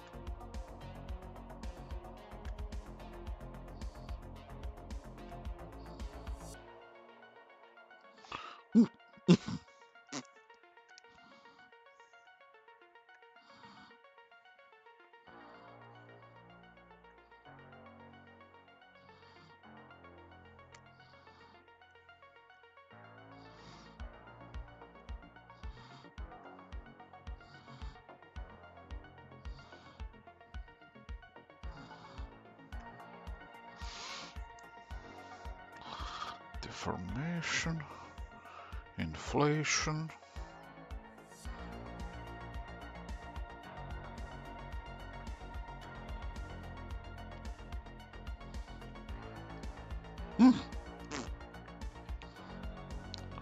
Brush, chunky curve is off, good.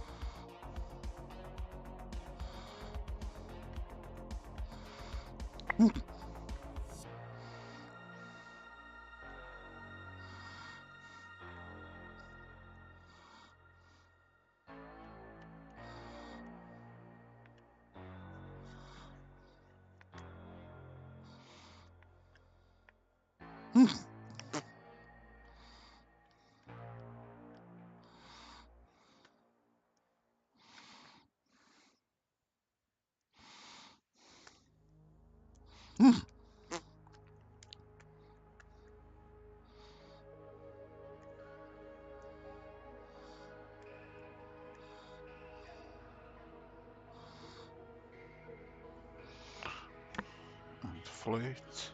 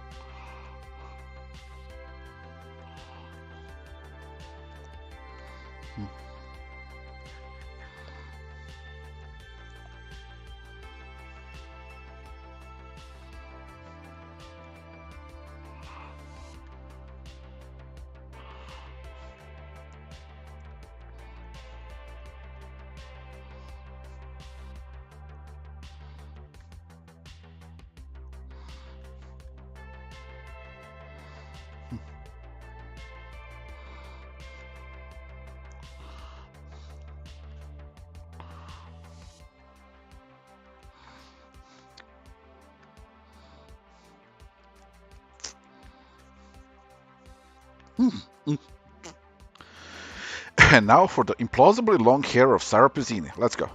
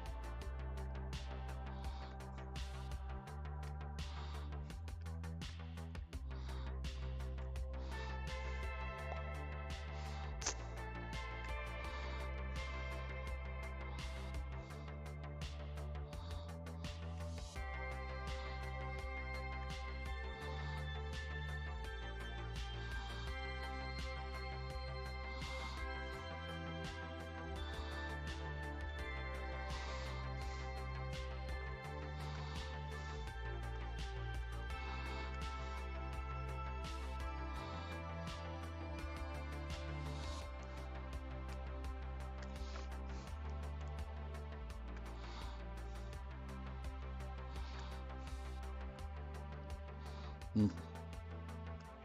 Mm.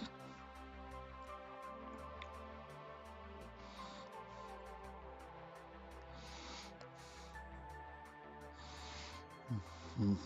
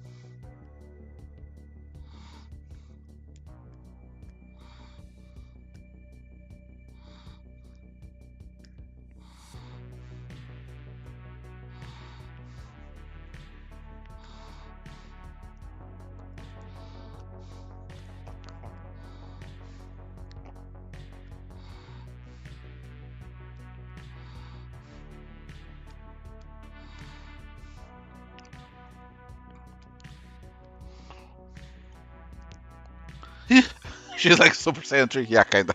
Mm. Mm. Edit, undo. Where is it? Strap. That's the one.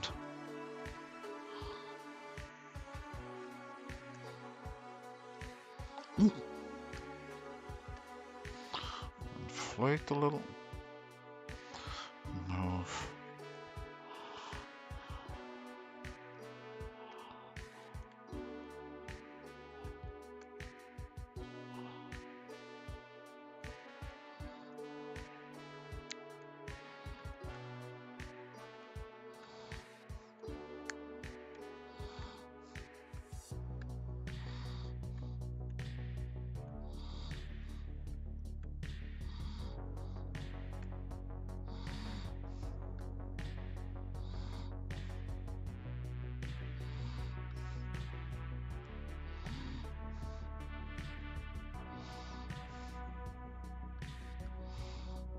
Mm.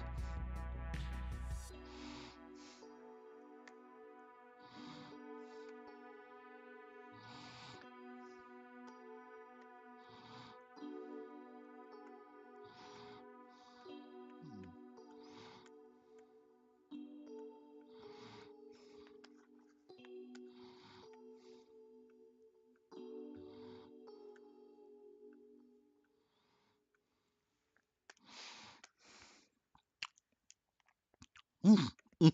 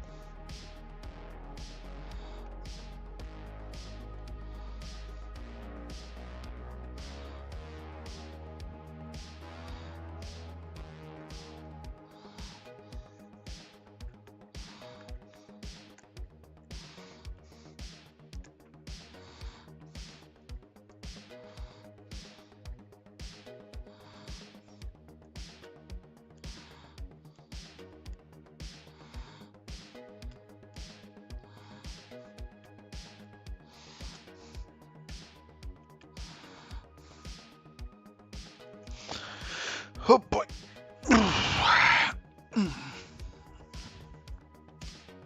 Mm.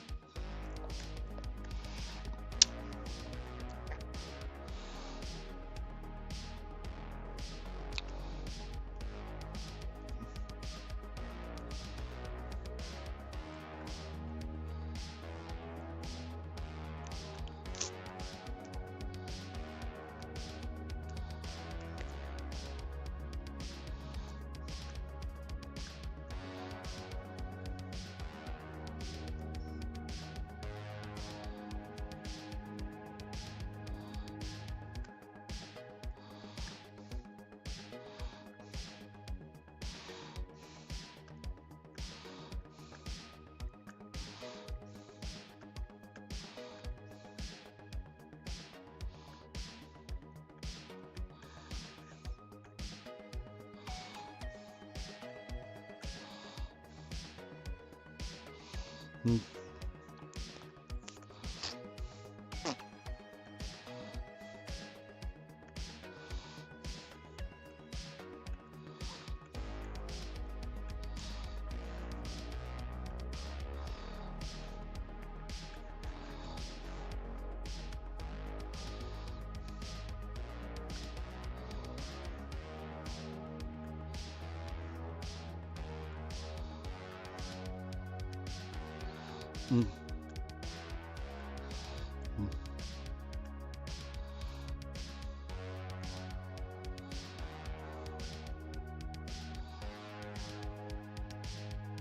Mm.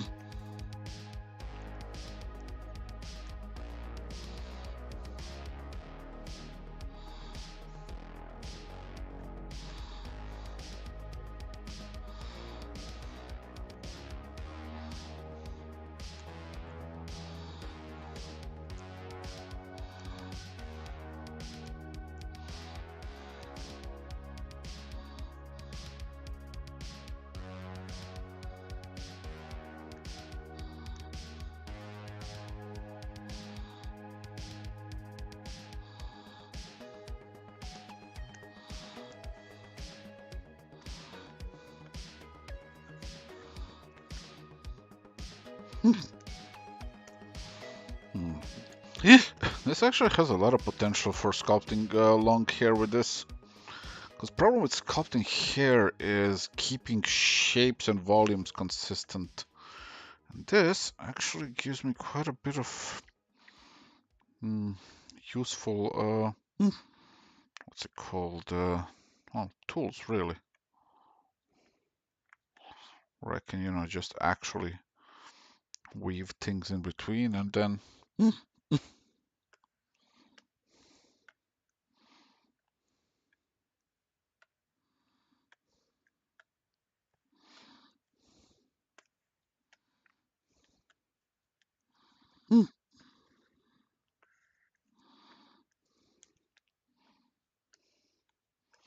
I think I like this as an option. Let's go. Mm, mm. Right, let me just hide some stuff so that I can see what I'm doing. Where are these shoulder blade things? 1 and 2. All right. Mm,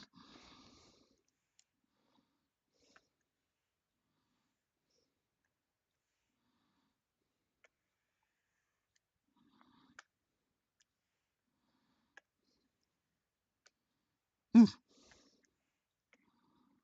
Because the cool thing is, in the end, I get to dynamesh this together while maintaining this lovely shape language. This is, I think I found my new preferred way of sculpting hair. Interesting. Mm, mm. I have excellent control then, which is always preferred. Mm,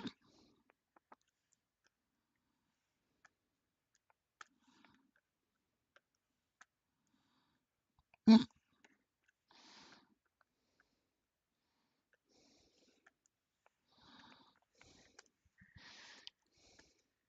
mm, mm.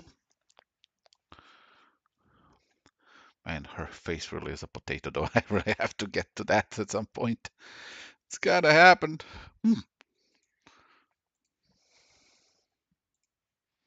Where the hell is my chill stuff? Mm, mm.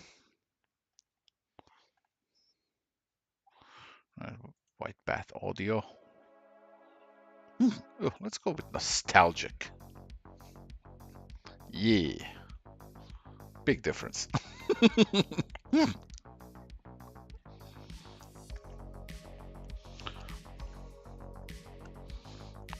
But I can do things with this. Oh, this is the potential is immense.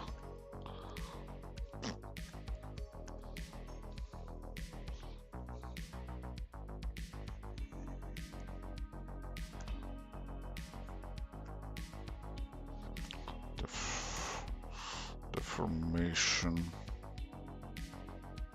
inflation.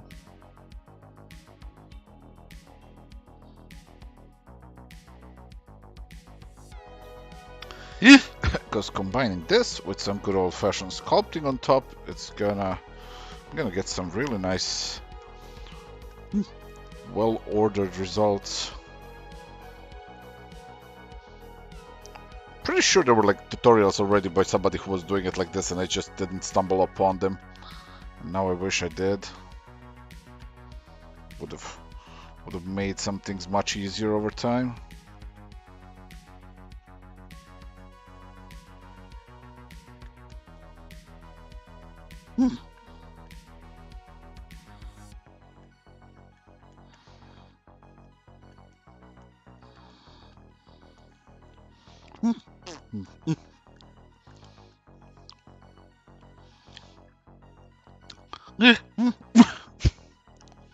Because with this method, I get to do stuff like this, where it's like a strand crosses another strand.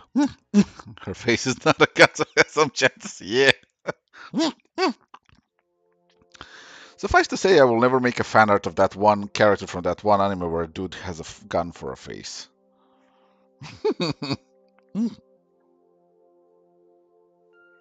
Not because I don't like it, but because his face is a gun, and I will never sculpt it.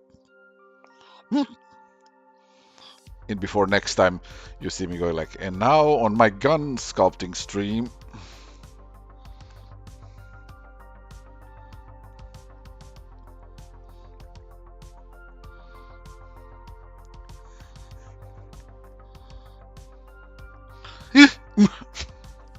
Funny thing is, it would probably be very smart for me to sculpt some guns, because I would get to use them for my comics, then just kind of orientate it, do some simple clean rendering, filter it, and then be like, yeah, guns. That means sculpting guns, though. It's not just a matter of guns, it's just a matter of anything that's very specific and has people who would just eagerly point out how wrong you are at making it. Because then, like, I can't even argue that. It's like I don't know guns. I just don't like it's cars for me. You know, it's the same shit. It's like, what do you mean? What car it is? It's a car. It has wheels. Fuck off. It's Ford. Mind your own business.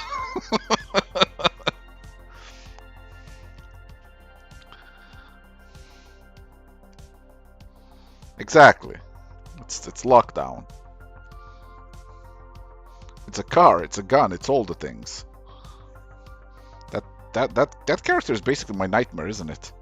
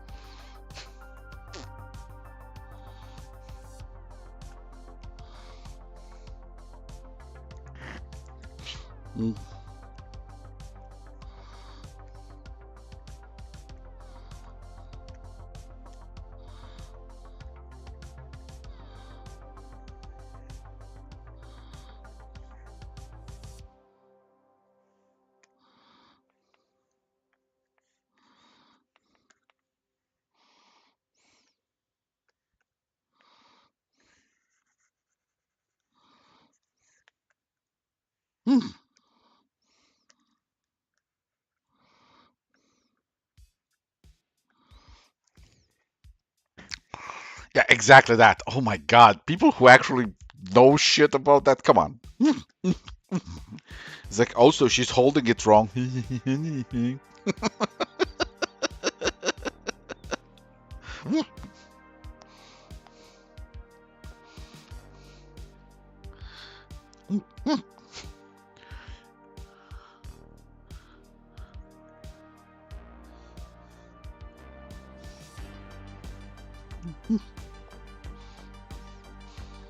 The worst part is you can't even argue them because you know they're right. Then you're like,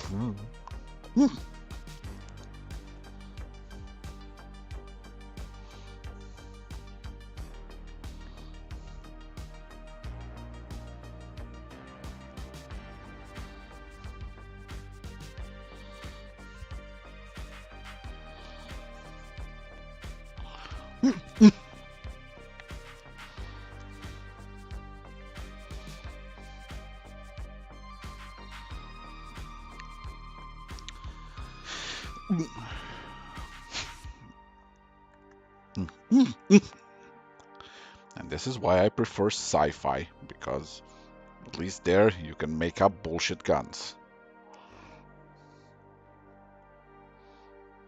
It's like also he's holding it wrong.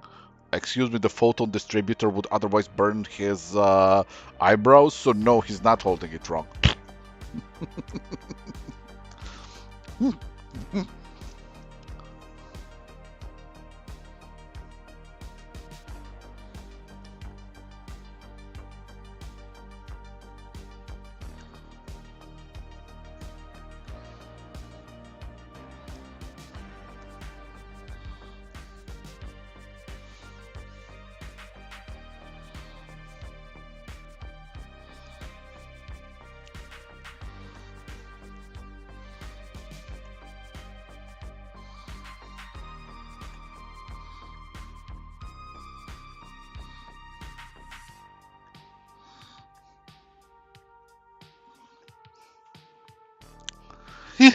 I know. And here's the thing, you're absolutely right. But it's like every creator ever is like it's like you're doing it wrong. You're doing it wrong. We are very mature people. Shut up. We take criticism well. My favorite one was at some point there was an actual doctor reading and reviewing an issue of Witchblade, no, Artifacts that I did, and there was like this hospital room, right? And he's like, I'm not sure what specific model of a defibrillator he referenced here, and I'm here like, you're bold to assume that I took a reference of anything, really. Me just bullshitting my way through a comic career, amazing.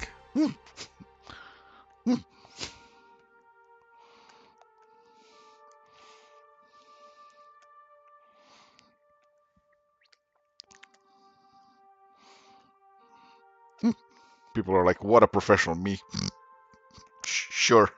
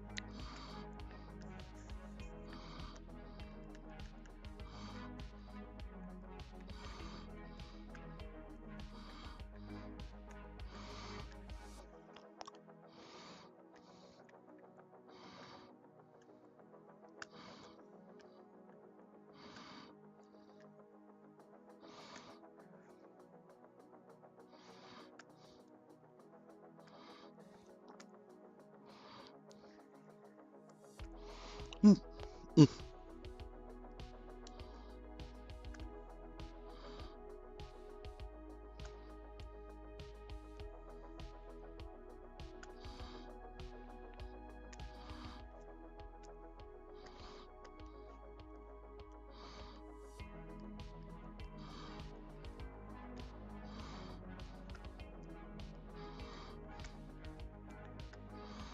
mm, mm,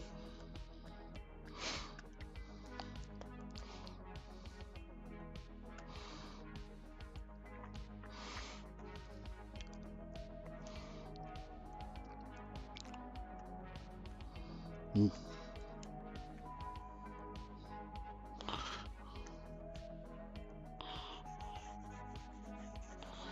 Flute.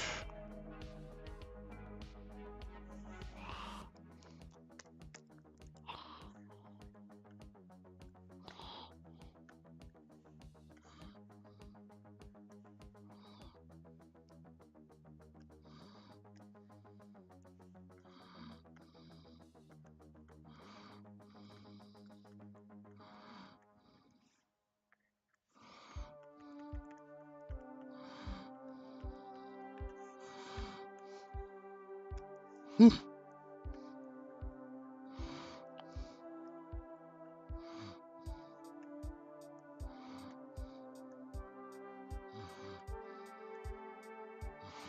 mm, mm, mm.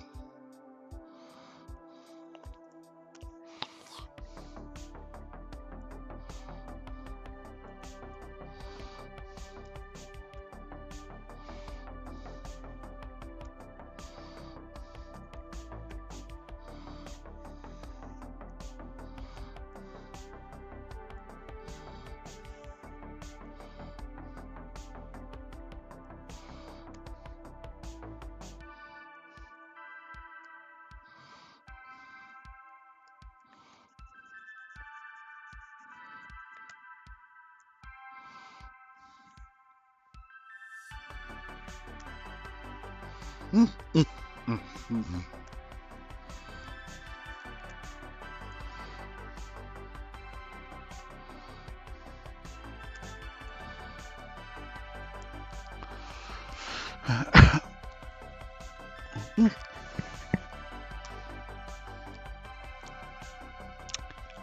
And I respect that, and you're never gonna cry when you see something done by me because I will never fucking depict something factually.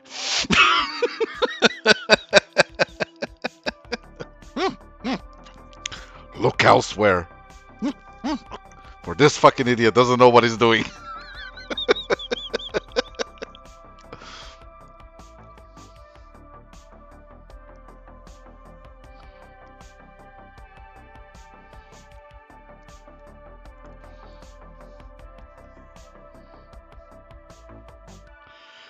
Inflate. Alright.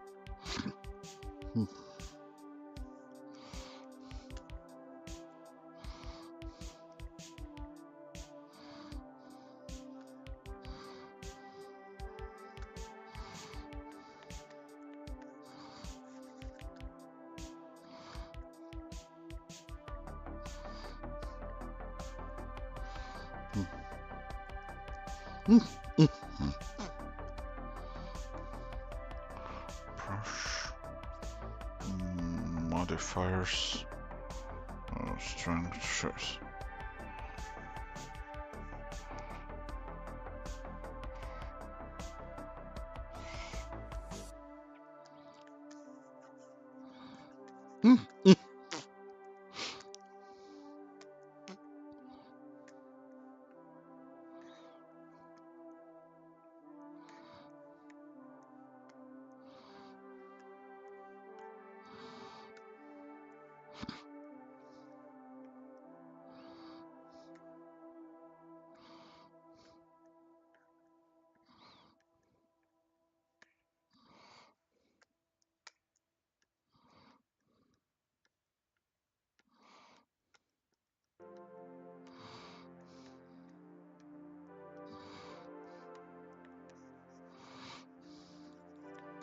Mm, mm,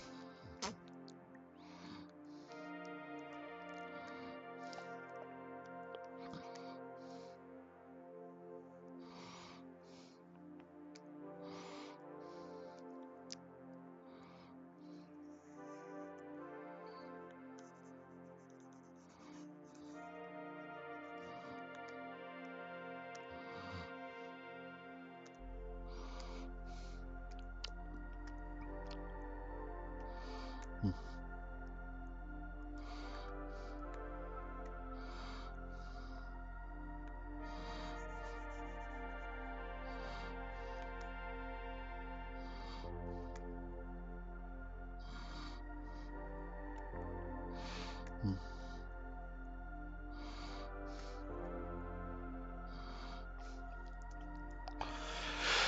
Oof. Ow, ow, ow, ow. Hey, Jessica. Oof. Man, I should probably stop this at this point, but I want to make some more hair. My hand hurts, but hair though, but health, but self-destructive behavior. Oh man, more hair, more hair. I really like the way this hair is turning out, so just a little bit more hair. Ah, it's okay, hand. Come on, be a buddy, be a pal. Buh, buh, buh, buh.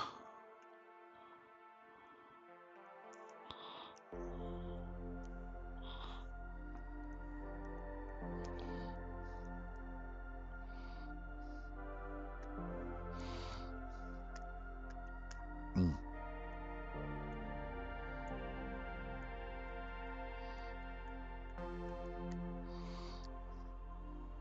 Mm, mm. When the hair is turning out just the way you want it for the first time in ever, and then you're happy about it, and you just gotta keep going. Gotta work through the pain. Because this method is it's gonna do things. It's gonna be awesome. The, mm, mm,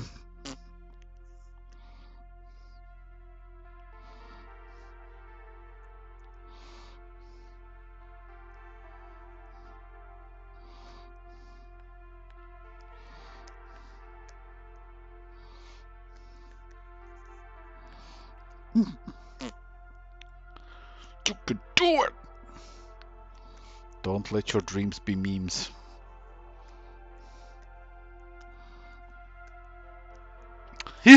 I am capable of creating a pretty sculpted hair. Woo!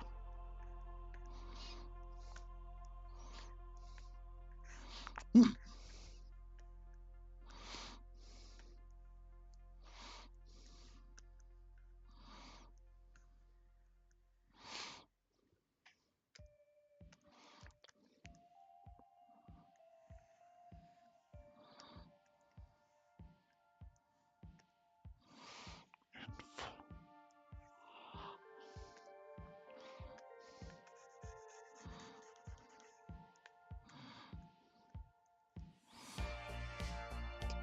mm,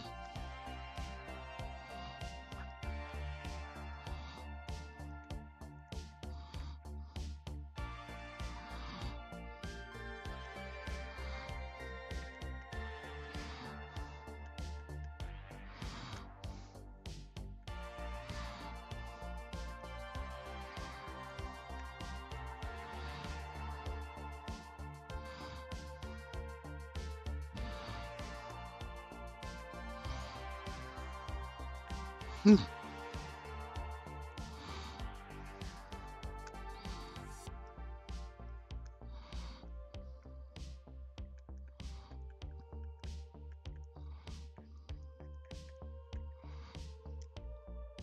mm,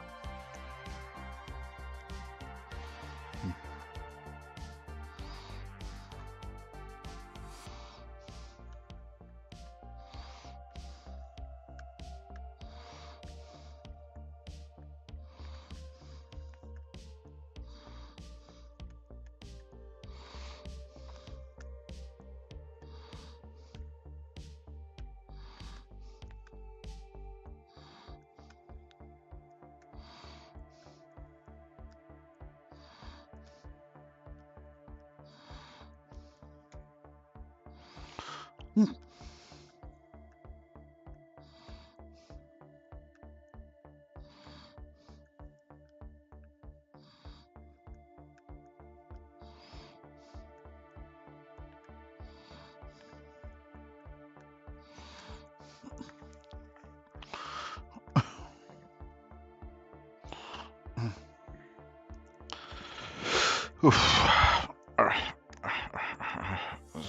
Zoom, zoom, zoom.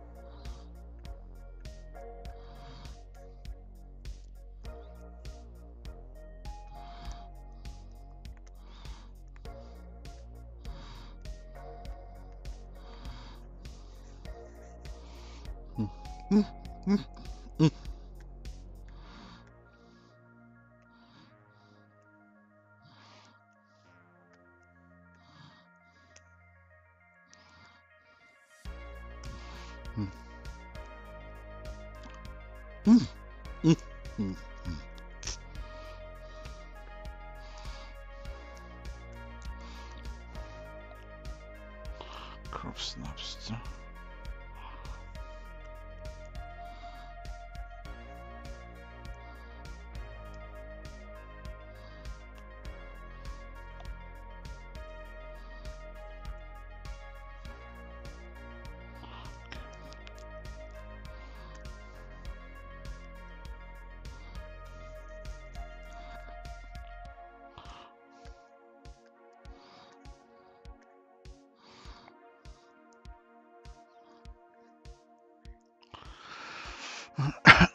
Yeah, hair is turning out way better than I expected because I have decided to experiment with techniques and kinda stumbled upon something very good with the snap curve. What's my advice for someone who wants to try and get a career in comics or concept art? Be prepared to fail. Uh, don't give up when you fail. Be prepared to fail again. Don't give up when you fail again. Be prepared to fail again. Don't give up when you fail again. Realize that failure makes a very good, strong foundation for success. And then succeed. Be prepared to work your ass off. Be prepared for everybody to try to exploit you. But also be prepared to move on your own and do your own thing. That's the big one. Because sooner or later, everybody's gonna try and, fuck you over. Well, it's kind of the nature of every job, really. So, keep your eyes peeled and expect it. But beyond that, I would say prioritizing mastering a balance of fast and Prioritize mastering a balance of keeping your work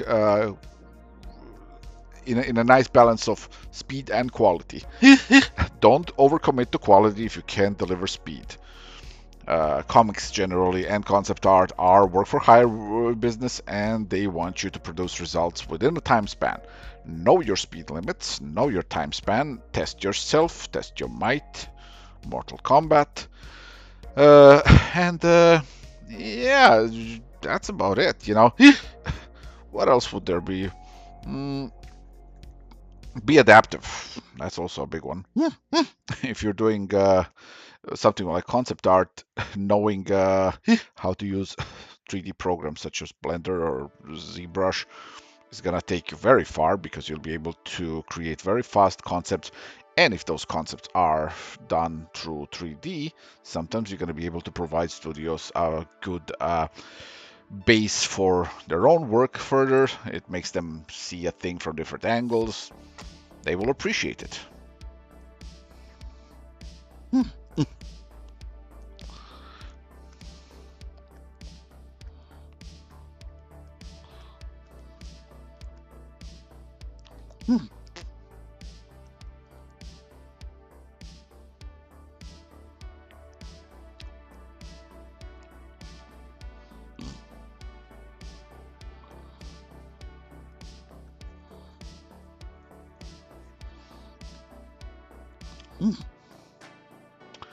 Beyond that, I can't think of many other things from at the top of my mind, but there's many more.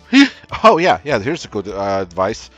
Don't try looking for advice from one person only. Don't try looking for inspiration from one person only. Shop around. One person might give you an advice that works for them, but doesn't for you. That's also a big one. This is why I always tell people, you know, don't expect me to teach you things. I am, first of all, a very bad teacher. But second of all, learning from just one person means taking just one person's life's experiences into consideration. It's not a representative, you know, I don't know. The data doesn't really represent reality that well when it's just based on one person.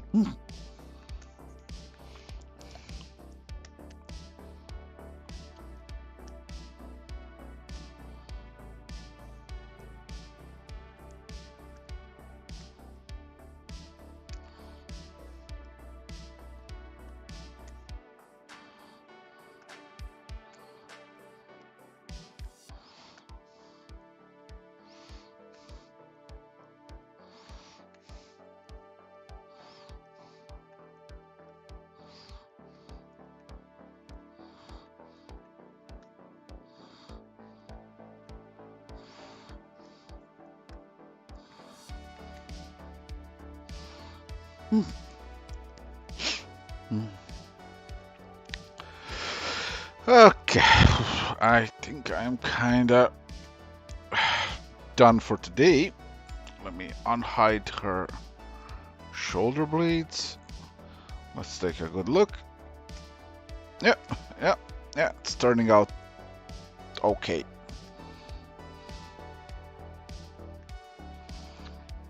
Now, if I had the patience to sculpt that fucking gun, would have been even better. Do I think I can do another Kickstarter for this Witchblade statue? God, no. Statues are fucking expensive. I learned that the hard way. Like, holy shit. Producing a statue that's not based on a really, really, really mega popular IP is a nightmare.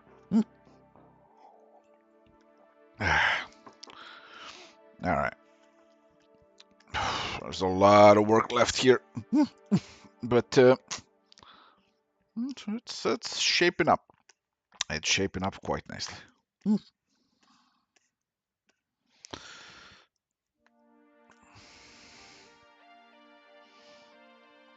Sure, let me just do one last thing, because I want to do it while I have everything loaded up.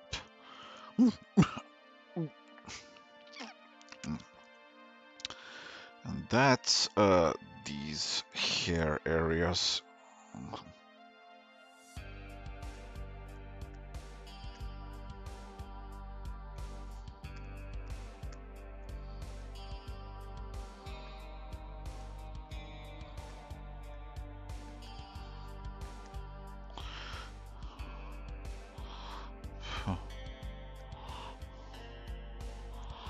Standard alpha flip V. Edit undo size.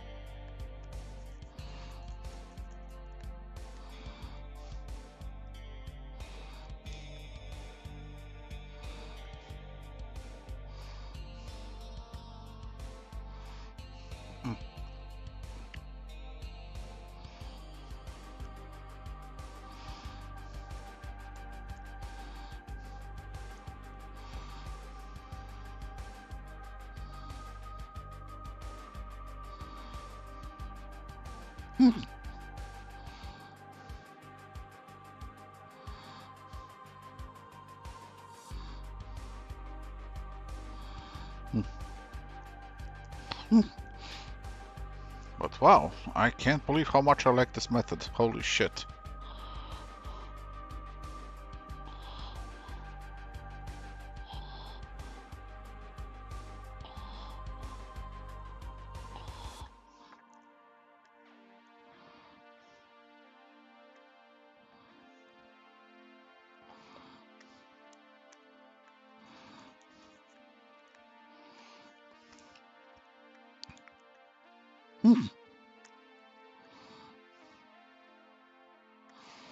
Because the cool thing is, by the end of it, I just get to take this and dynamesh it into a single very nice looking mesh, and it's gonna look good.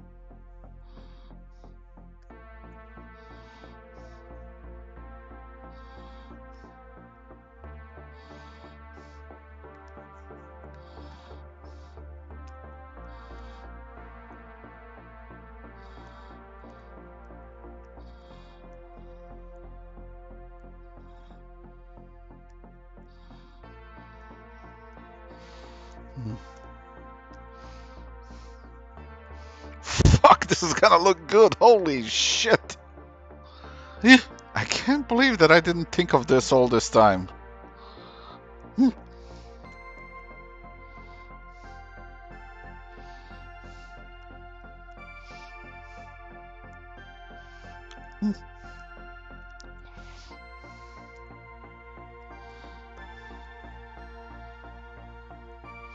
Because, I mean, like, I kinda did, but I didn't really actively use it, because I never really committed to using the strap snap. I always used the curve, fucking alpha curve thing. And snap is so much better, because it actually clicks on immediately.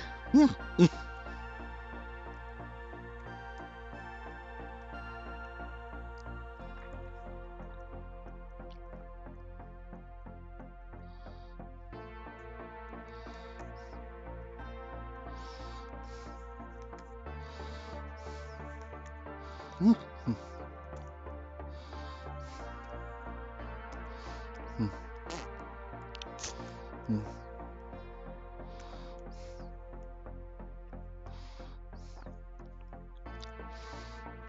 All right, save as. It's gonna be that for today. Oof. Hmm.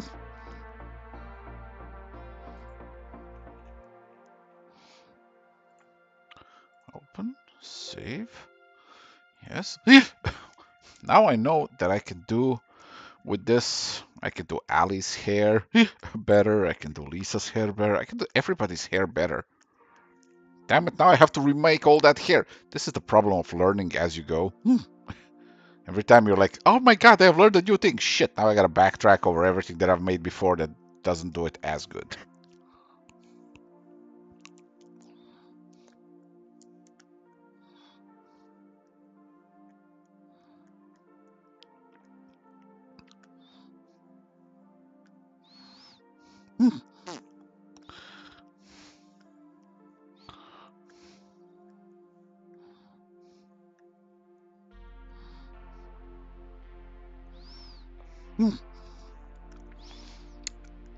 Shucksy hair.